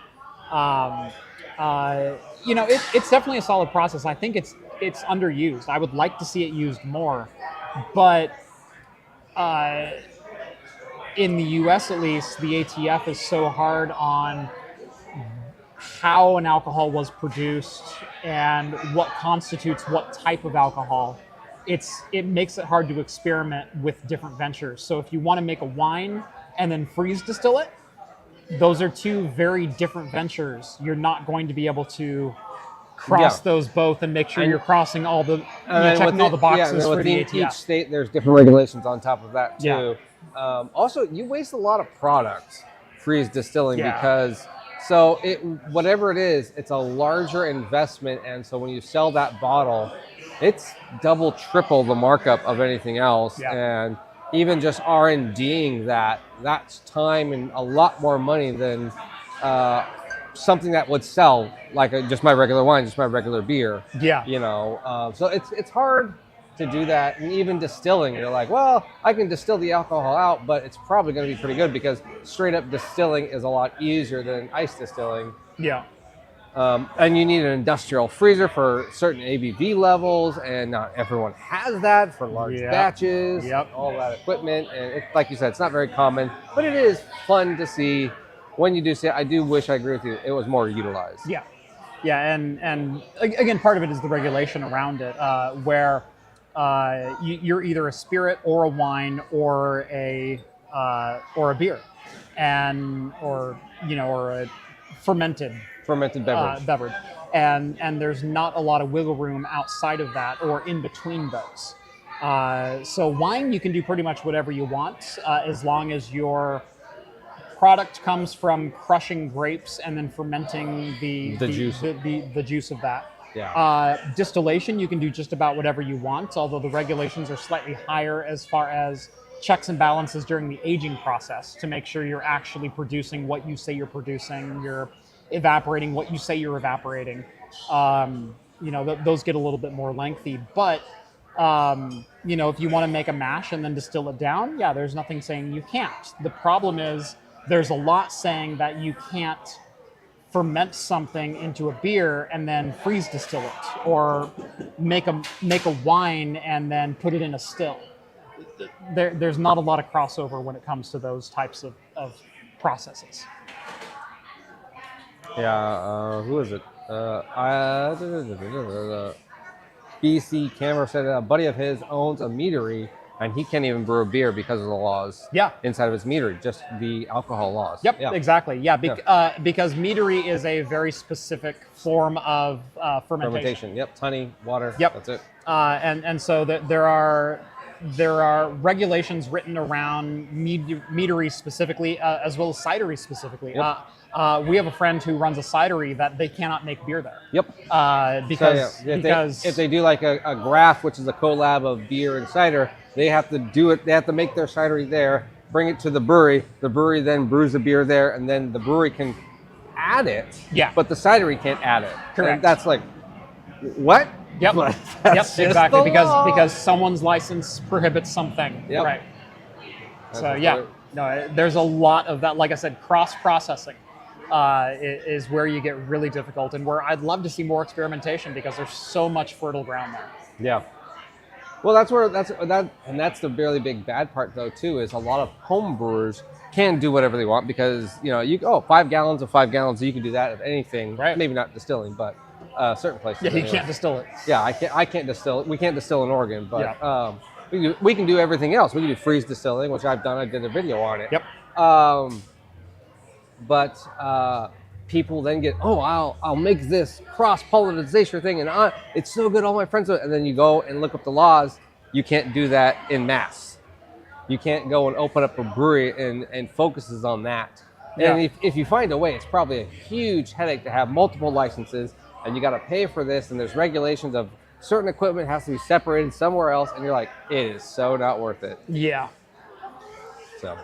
Someone's going to lose something somewhere, and that's what it comes down to. And then your product is going to be a lot more money than you think too. Even if you did find a way around all the laws and all the regulations, and you paid for all that separation in one building, your pint is probably going to be like $12, $13 because of all the fees. You as the distiller or brewery, whatever you wanted to call it, Yep. had to pay.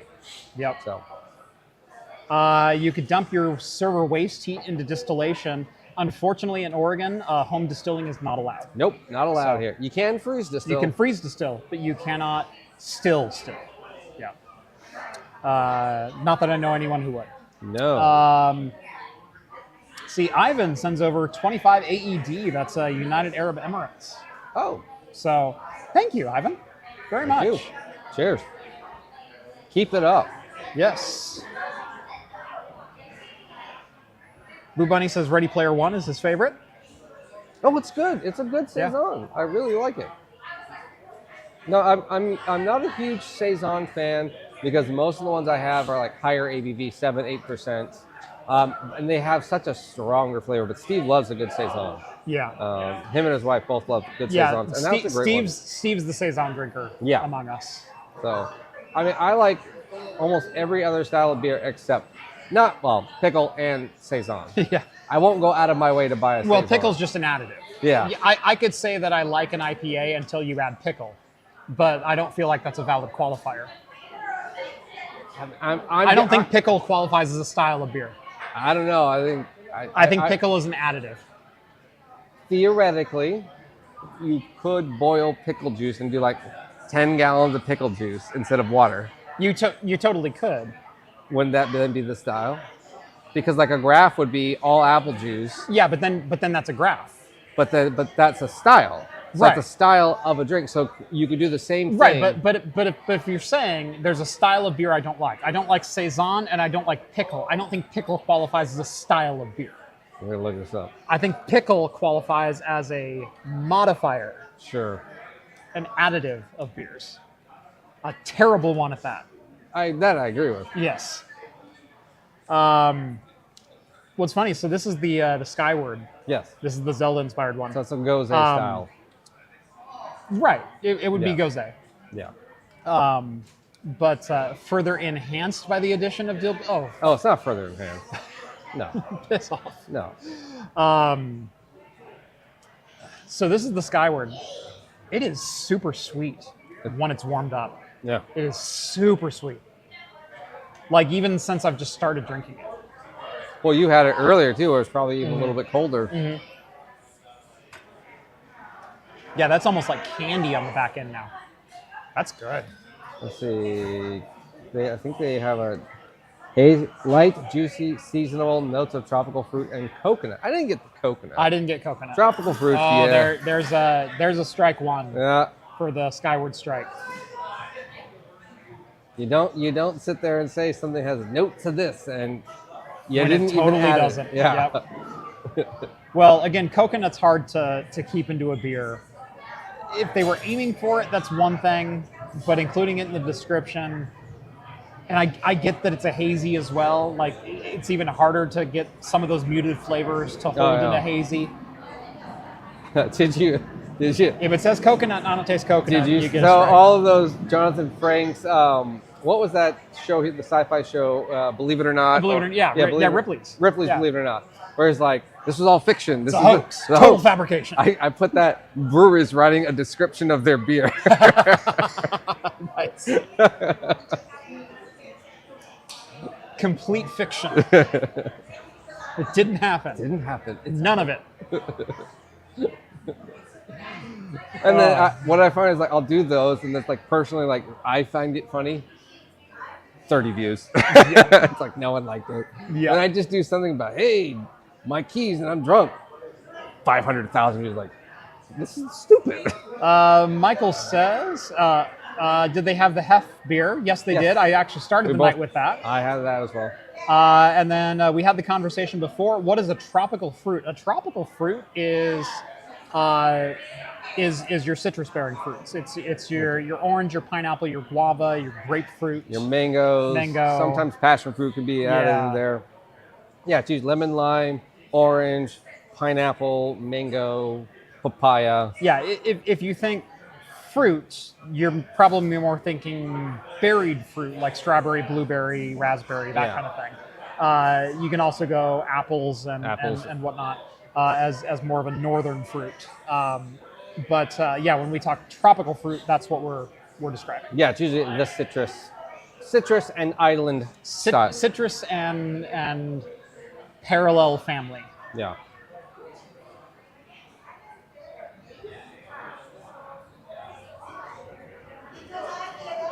Beyond belief, fiction, or fact. Okay.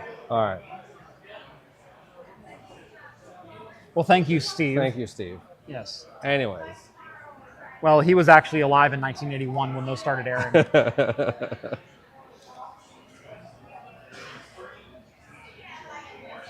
All right. So this is the 2022 Fatality.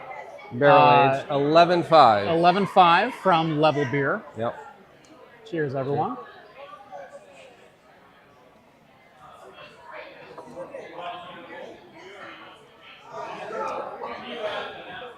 A lot of coffee at the back end. There's a roasty. I should say roasty. Yeah. Roasty. There it is. I got nothing but bitter dark chocolate That's all I get. for the first like 70% of that. Yeah. I don't know if it's over warmed. Yeah. But it's kind of thin too Yeah. for what it is. Look, it's good, and I know that a can of this is like only $5. Mm-hmm. So, but I don't know how long they age their barrels. Right. You know, the beer in barrels. Like we were talking with the Bourbon County Stouts, 2 years in some cases. It's usually a year minimum. This 3 months, maybe 4 months. That's kind of what it tastes like. I taste it, but it's so much chocolate. Yeah. Yeah, that is very dark chocolate.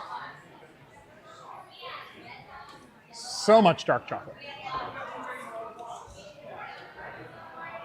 I will state for how much dark chocolate is, how warm it is. It actually doesn't really have too much of a sour note. No. Sometimes barrel-aged beers can have weaker ones, or not weaker ones, I guess, just not rich ones can have a soury note to it. And even dark chocolate, if it's too dark, can have a sour note to it. Oh, totally. You know, Yeah, you get a 70% cacao. You and can it's start turning sour. into sour cherry fruit and things like that, yeah. Yeah. If you like super dark chocolate, like the 70, 80, 90, 95 cacao, those high-end ones, you taste dark sour fruits, dark cherry. This might be a little bit too much for my delicate sensibilities tonight. Oh. Well, there was the winter warmer I was thinking about buying us. We'd split that. Yeah, don't know. Okay, so rye whiskey. It's aged in rye whiskey. Okay. So rye whiskey, big, dark, roasty, decadent with notes of toasted marshmallow. A sour note, hints of Sheila? I should call her. Yeah, and vanilla. I don't get the vanilla. Don't say vanilla. Yeah. Chuck wants to know, when do you think 2.5 gigabit switches will be a thing? Will home switches go to 10 gig? Asking because I'm looking for 2.5 gig for my lab. If you're looking for 2.5 gig for your lab, skip it and go to 10. Don't spend your money on 2.5 gear. Spend your money on 10 gear that will negotiate at 2.5, 5, and 10. 2.5 is kind of a stopgap, and at this point, even on the per die, the per chip, the integration cost is nearly cost equivalent with 10 gig gear because 10 gig is so much more ubiquitous and utilized. So yeah, don't invest in 2.5 gig gear. I cannot stress that enough. If you have a home environment that has a whole bunch of like brand new, like 1 or 2 generation old motherboards with 2.5 gig built in, and you think you could benefit, that's when I would do it. But that's a pretty niche use case. So yeah, Zachary agrees. Doesn't think 2.5 will ever become a thing, and neither do I. Simply because the cost of 10 gig is almost exactly what it is for 2.5 gear. will you guys dump on me if I admit I like McMiniman's Black Widow Porter? I know people that like Black Widow Porter. Sure. There's nothing wrong with it. I don't dump on anyone for liking anything, even pickle. I may personally hate it. It's not for me. I might. I might, depending on their attitude. Yeah. I might. But no, like what you like, and that's totally cool. No, Any thoughts on the old 10 gig Arista switches? They are all over eBay. Hope you have licensing to make them work. Partially kidding. I've not looked much at a lot of the Arista 10 gig switches. I've been recommended them a couple of times. I haven't had too much of a need to look into them because I have 110 gig network in my infrastructure in spades. Hashtag humble brag. And so I really haven't had a need to look at something like that. I am looking at some QNAP switches currently that are meant to be like mid-entry level, large distro switches for that kind of purpose. And I know Arista makes good stuff, but Arista also likes to cloud itself in a lot of the Cisco BS type of ecosystem of the, buy everything Arista and buy all of our licenses and make sure you have everything Arista support top to bottom. And sure. Arista's fantastic, costly but good hardware. Yeah, and that's what. Yeah, Microtech makes decent 10 gig switches.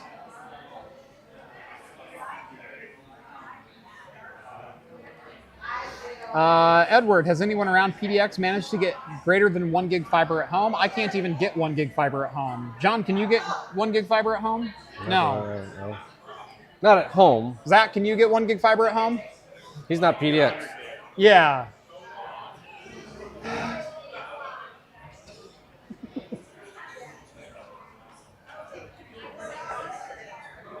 Zach lives in the People's Republic of Washington, so of course he has 100 gig. Right. They compete for lower prices in my area. It's weird.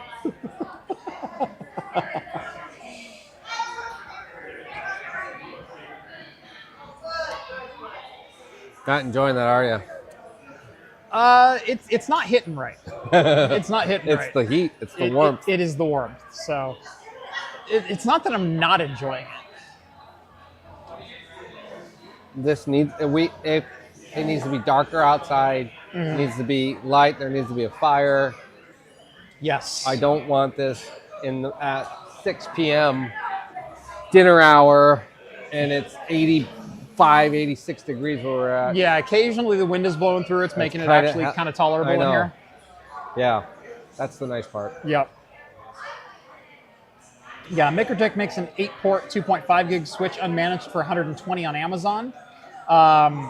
And I have seen that one. I haven't personally laid hands on it, but yeah, something in that range might make sense. But at the same time, they also make a 10 gig switch for $140 for the same price. So do you want to only run 2.5, or do you want to have a client run at 10 gig and have everything else run at 1, 2.5, or 5?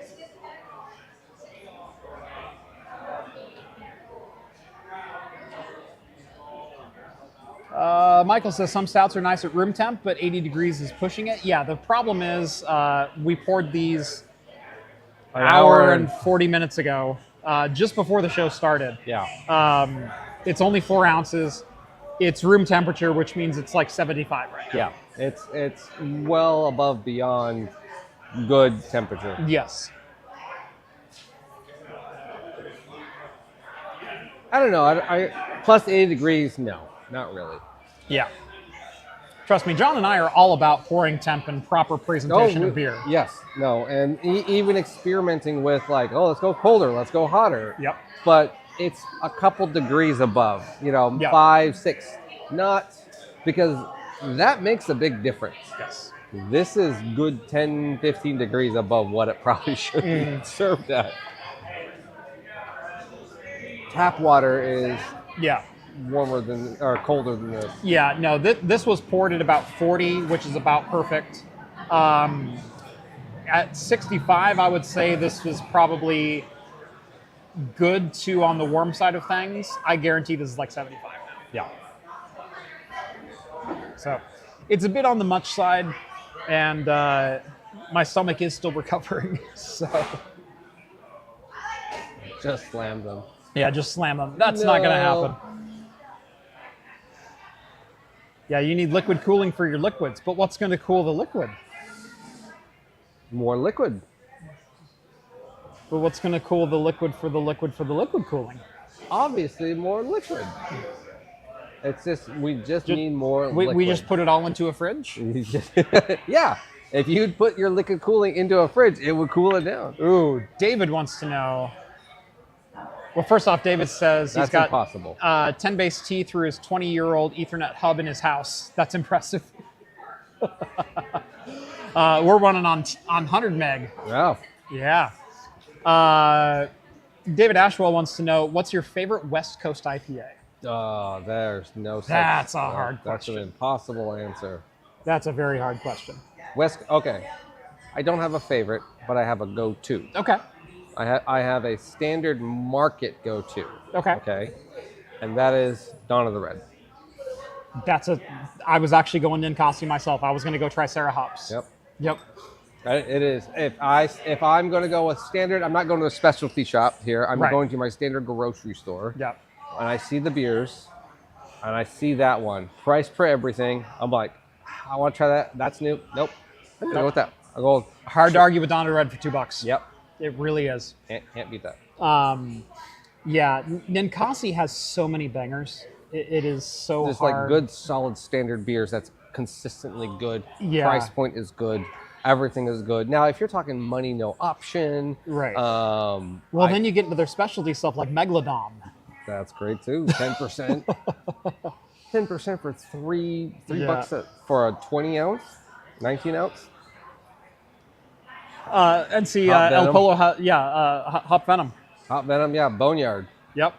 And that you can get for $3 for a 19 ounce, same price. You know, if I'm gonna change from Ninkasi. Okay. I'm gonna Cryo Stash. Cryo Stash, okay. Hop Valley. Hop Valley Cryo Stash. Yep. Not craft though. Molson Coors. Technically not. Ninkasi isn't either since they joined the Northwest Craft Alliance. Yeah, but this craft brewery is making a craft alliance. If you're going by definition. But it's a craft alliance. So even that distribution. Which makes them like Sam Adams. I guess that's true. Okay. So my choice of Cryo Stash is still valid. I would then okay. Well, all right. So that's fine. That's fine. Sell out. Yeah, that's right. I mean, Hop Valley. I think I had one of those yesterday actually. So Uh-huh. I keep them in my fridge. Again, nothing wrong. I was just going for favorite. Mm-hmm. I get them all the time. It's Cryo Stash. What is the other ones they do? There's like one of. There's their whole all Stash their- series. their There's stash- Bubble. There's Cryo. Yeah, There's all their Cryo series. Yeah.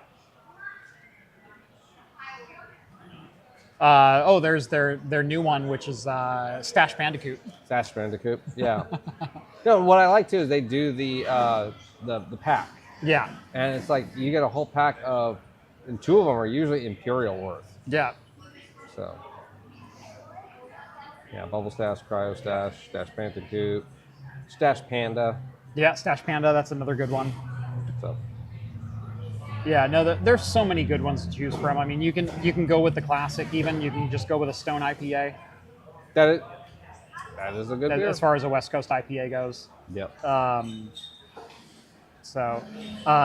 If I had to choose a variant of the Stone IPAs, I would probably go Fear Movie Lions. Oh, okay. It's their 9.5% variant of the Stone. Yeah.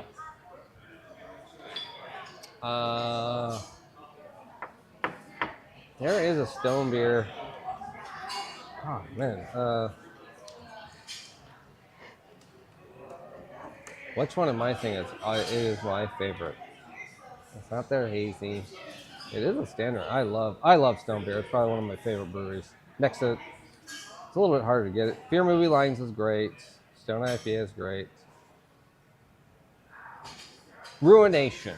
You can't. That's a special Okay. release. It's not every year. It's Yeah. a seasonal. But Ruination, that double IPA is so good. Okay. But yeah, Fear Movie Lions Yeah. is a good beer too. Yeah. Yep, those are my standards.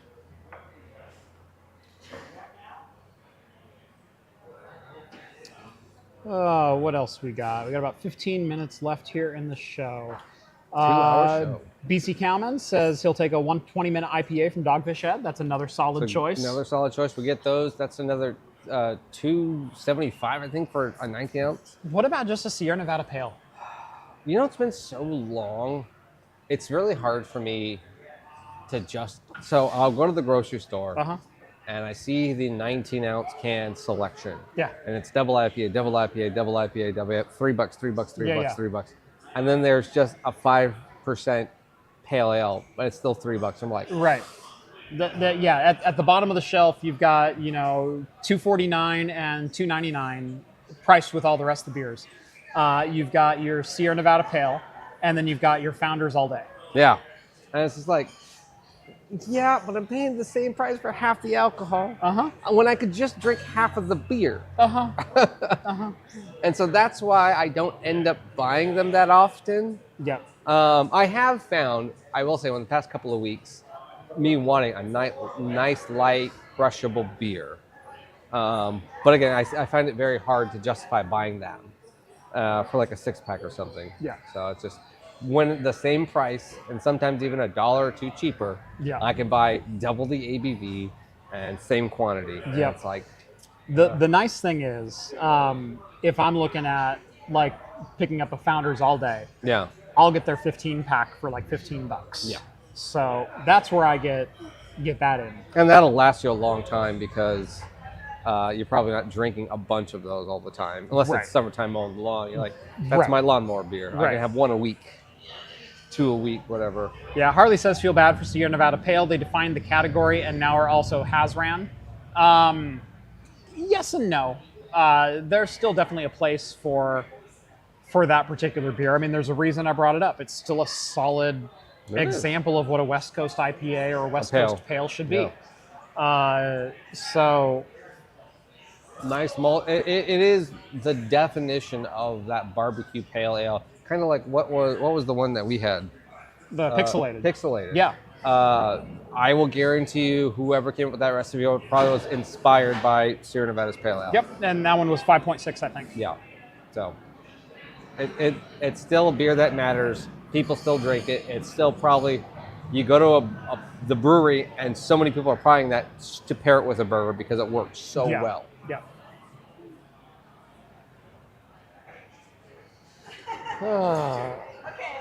Still pick up a Sierra Nevada Pale or Torpedo all the time. Torpedo is one good. I haven't thought of in a long time. Torpedo's good.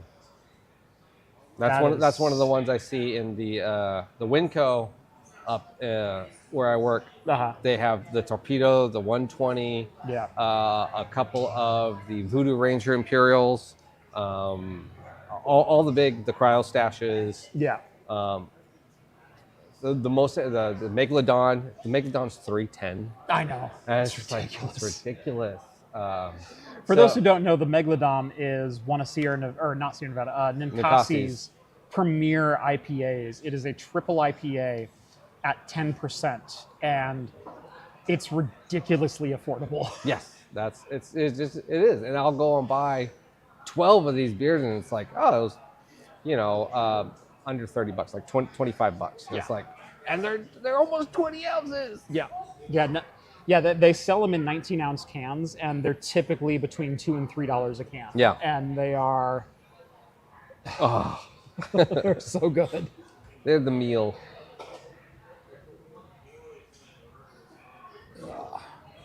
So yeah, there's you a good list of what we like for Northwest styles of your West Coast IPAs. Yeah.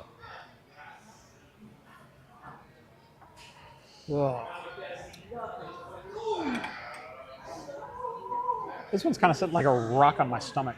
All right. So. I'll do it. Yep, you will. Well, one of us has to drive home. So. There we go. Did it. Like a champ. No. Sorry, I had more fans lining up, and then she took them away. Uh, All right, we got about 10 minutes left. Any other questions? Zach, what do you want to know? yes, I am this good looking in person. Thanks, Zach. That's been awesome. Thank you so much. My hair is phenomenal. Thanks, Zach. He is an amazing, amazing guy. Everything is... Refurbished what? Sorry? Yes, we did. We talked about that. Yep. Yeah. On your way over. Yeah. Yep. Yeah, we said $299 starting price. Holy crap. And I'm assuming you got the buck selling off their local. Yep. Yep. Now I'm out of topic. Yep. Nope. That, you hit the two big ones. Yep. Oh, how about the animated Star Trek series no longer getting cut off the screen? Oh, Prodigy being cut from Paramount Plus. We talked about that, didn't we? I don't know that we last did. time I was on, I know we talked we about talked it. about it being canceled, Okay. which was so I was on 2 weeks ago. And we talked about it getting canceled, but we didn't say it was no longer going to be streaming. Yeah. But they dropped it after one season. It was like after they canceled, 3 months later, they're like, yeah, we're going to drop it from the whole. Yeah. We don't even want to be associated. I didn't think it was horrible, but I think honestly what it is because it wasn't popular enough to warrant a second season. They're going to write it off as a loss for which is what you see Disney and a lot of the bigger studios doing, is rather than chalking it up to like, oh, this just didn't hit with our audience, going, no, if we can write off all production and all acting of this as a loss, yeah, we save on our taxes and we don't have to pay for the production of that. that could be it. So, Which stinks because Janeway was a regular, and the season ended with them trying to find Chakotay, which was voiced by original. by Robert Beltran. Yeah, right? and the whole idea, I believe, the second season was to bring part of the cast of Voyager back. Uh-huh. A lot of it. So Paris would have Right. been back. Right. We might have seen where Kim actually got promoted. So from now on, Kim is still Ensign Kim. Yep. The one shot that he had. It would have been nice to even see like some story of Seven of Nine and how I really it want to see correlated Kim. with Picard. I really want to see Kim at like 50 years old be a lieutenant junior grade. Just have a black pip. So basically alternate Picard. Yes, yes. I guess there was supposed to be a scene with a Captain Harry Kim in Star Trek Picard that got cut. I like that even though he is technically the ensign and Kim from a different timeline, he's still only an ensign at that time. Yes. Yes.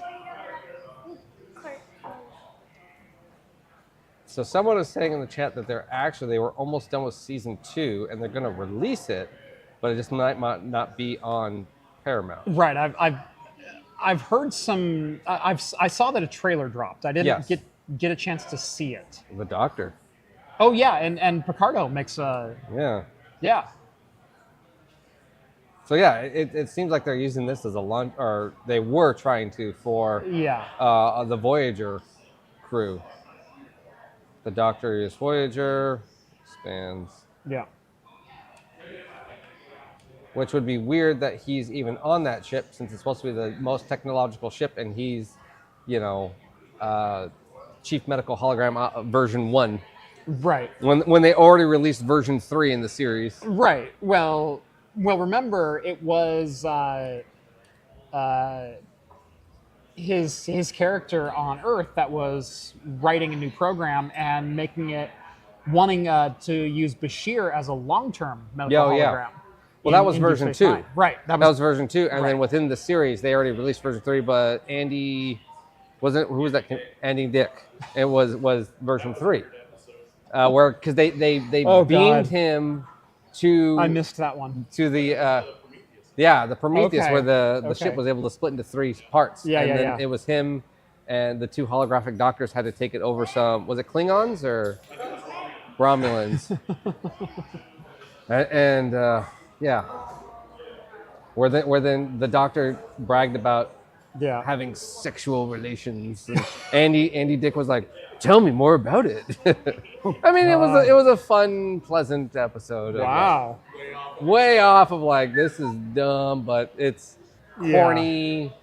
I can understand you mentioning blocking. Yeah. You know what we should do? One no. day, what we should do is I hate when you start that way. is we have to come up with what we think are, and you have to only pick one of each. Okay. Every series, best and worst episode. Okay. And I think that's great. We would have to compare notes, see if we align, and the reason why. Okay. That would be a fun. So you go through every series. So original, animated. I think you and I could probably do TNG and DS9 right now. That's how I thought about it, and I was Yeah. debating. It was like, okay, there's an obvious DS9 that I'm going to say, There's an obvious DS9. and there's probably an obvious TNG that you're going to say, Uh-huh. and there's going to be conflicts. Uh-huh. Oh, we should also say, then what is the overall worst Star Trek episode as a series? Fairhaven. Really? I haven't. Okay. I will admit I am not as caught up on, say, the animated series. No, that was Voyager. Yeah. Fairhaven. Yeah, I know that. I know that it's one. bad. It is bad. Uh, I don't know, because I was gonna write down for one of my lists of all of season 1 and 2 of Discovery. Okay. Okay. Those two as one of the worst Yeah. Star Trek episodes ever. Let's just go TNG. I think Oh, you're just knocking on mine. I am. I mean, we can go DS9 as well if you'd like. We got 3 minutes left. All right, let's go. I know them without looking them up. I just want to make sure I'm hitting them. Okay. Okay, but you have to nail down one. That's the point is one. Right. What is your personal worst? Yeah. And Well, my worst, I think, is going to align with a lot of people's worst. it's probably gonna be within the first 2 seasons. It's got to be Sub Rosa. Sub Rosa. Which one was that one? It's got to be the doctor with the candle. Oh. It's got to be the doctor. There's no second place. If we exclude that, then you open up a whole 20 episode list for me. But if we're going worst episode, it's Sub Rosa. I don't know. I mean, Sub Rosa's pretty bad. Uh, You said best and worst. That's fine. I went absolute worst. If you would like to exclude the absolute worst, I think we can have a broader conversation. what was it? Was the Code of Honor is really bad? Code of Honor is not great. Naked Now, I Kind of like it, but it's so hilarious because there's so many. It's good because there's memes made out of it. I'm And fully so functional. Yes, and therefore, it's great. And then it's 3 years, 2 months, 17 days, 14 hours, 22 seconds. So there is some goodness brought out of it. Yeah. Yeah, I mean, it's not that it doesn't have its moments, but none of them are also Sub Rosa. Rated.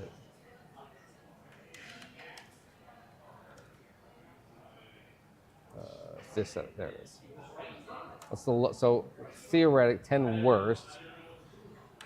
So this would be the worst. Season 2, Shades of Grey is considered to be the worst. Codes of Honor. Code of Honor's up there. Sub Rosa. Yep. Yeah. What's your favorite? What's your favorite TNG? That's hard because I like particular ones for different things. Right. And it probably no.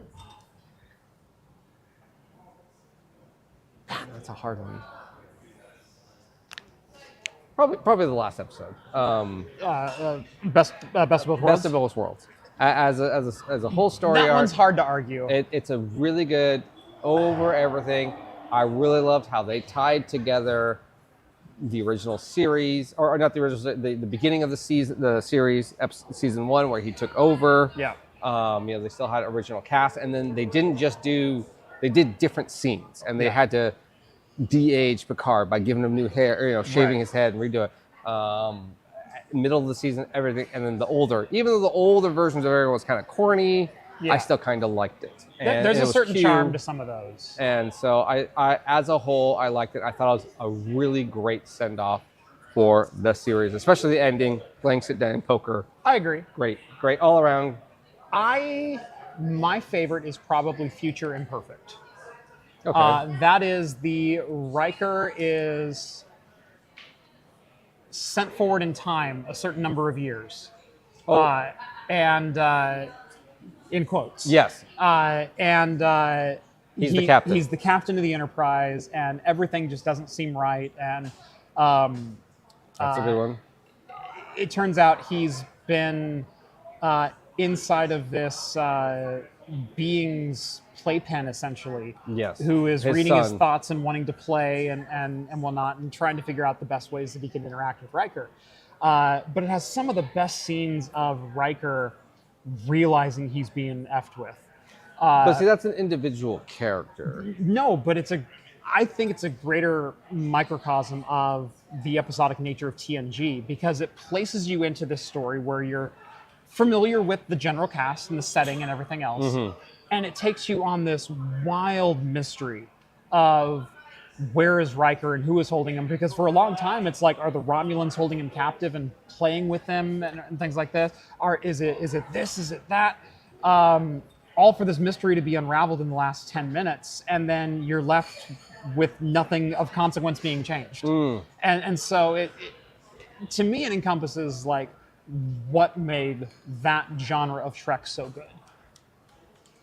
Because you could have this wide wrapping story with this intricate mystery, and then at the end, none of it really mattered. You know what episode I really like, because this one reminded me of it? The Inner Light. So people are saying online, The Inner Light is the best. That's a good one. That's a It's good a really one. good one. And Tapestry. Yep, that's a good one. But a personal favorite that I just always enjoy, because it shows a different side of a character, was the Lessons one, and that's where Picard starts falling for the doctor. It's not a doctor. She's like she's the one that plays the piano, and they go into Jeffrey's tubes and they play together, and he then shows her. It's the first person she shows that he plays the flute. Okay. And so, but it shows a vulnerability of Yeah. Picard. Yeah. But then there's also some playfulness in it, and then. That one I always personally like as a personal favorite. Yeah. All right, so worst. We already know the worst DS9. Oh yeah. Run along home. Yes. Yeah. It's of the course. worst. Like that's the sub-roasting answer. Oh yeah. Okay. So, but see, that's what I'm saying. You and I will agree, and you and I will disagree. Right. Certain one. We might even agree on the best. The problem with DS9, once they got really good, it was the season. There was so the much. story. So good. There was a good story. If I had to break it down, Sacrifice of Angels. Okay. It's the retaking of DS9. Yeah. That's a good one. It's the Defiant breaking through the lines, Yep. and the Dominion being obliterated inside the wormhole by the Prophets because Cisco dove in there and begged for help. Yeah. And then came out the other side with no fleet behind him. It's perfection. That's a good one. A personal favorite, again, for just pure quirkiness, Yeah. that I always enjoyed was the Quark goes back in time to Roswell. Little Green Men. Little Green Men. Yes. That's a personal stupid. This is not a good show. This is not nothing. This is pure dumb service. But this is also why I like that one episode that you were talking about. Of what was he saying? Episode he mentioned. What episode did you say that The Riker episode? the Riker? No, was it used like the Riker episode? Yeah, the Future Imperfect. No. But there was a Star Trek episode you were talking about. Chain of Command. Yeah. And it's just Yeah. fun. Yeah. I like it. So I mean, DS9 has so many that I love coming back to, but I love coming back for the storytelling. Like there's Into the Pale Moonlight. There's what is the one where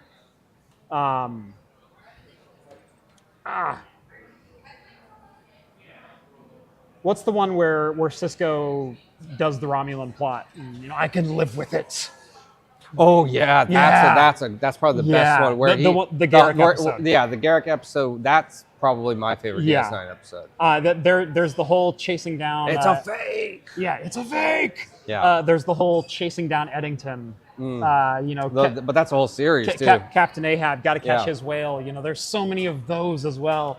Like I can come to those, but if I But it introduced one of the worst things of TNG or DS9, the holographic projector screen. Yeah. Where it's a person is like, that is so dumb. it's a fake. All right. Well, this has been fun. Yeah, It's Only a Paper Moon. That's a good one. The Visitor. That's such a good one as well. But see, something like this, if we went through series, Take Me Out to the Hollow Suite. series for series, the baseball one, that's a horrible one. That is such a horrible one. But again, so we'd have to go through every series, and pick best and worst and the reasons why. I think that's a good episode. And we could easily do just an hour right there of us, so. or 45 minutes of us just sitting, having a beer between two chairs and going back and forth. Yeah. That would be fun. Anyway, this has been episode 296 here on Craft Computing. This has been Talking Heads, live from Level Brewing here in Portland, Oregon. It has been a beautiful day. So much fun to get out and about and have a flight, have some good company, some good food. Anyway, join us every Wednesday night at 6 p.m. Pacific time for the latest in beer and tech news. Subscribe to Hops and Brews if you like the beer content on this channel. And as always, we'll see you next week. Any closing thoughts? No, Anything to- just enjoy. Let us know any comments below. Zach, you good? Yeah. He's good. Yeah. All right. Zach's good. Enjoy. Everyone's good. Did I get hazier? It did. It's taking a little while. Yeah. All right. Have a good week, everyone, and we'll see you next time. See you guys. Cheers.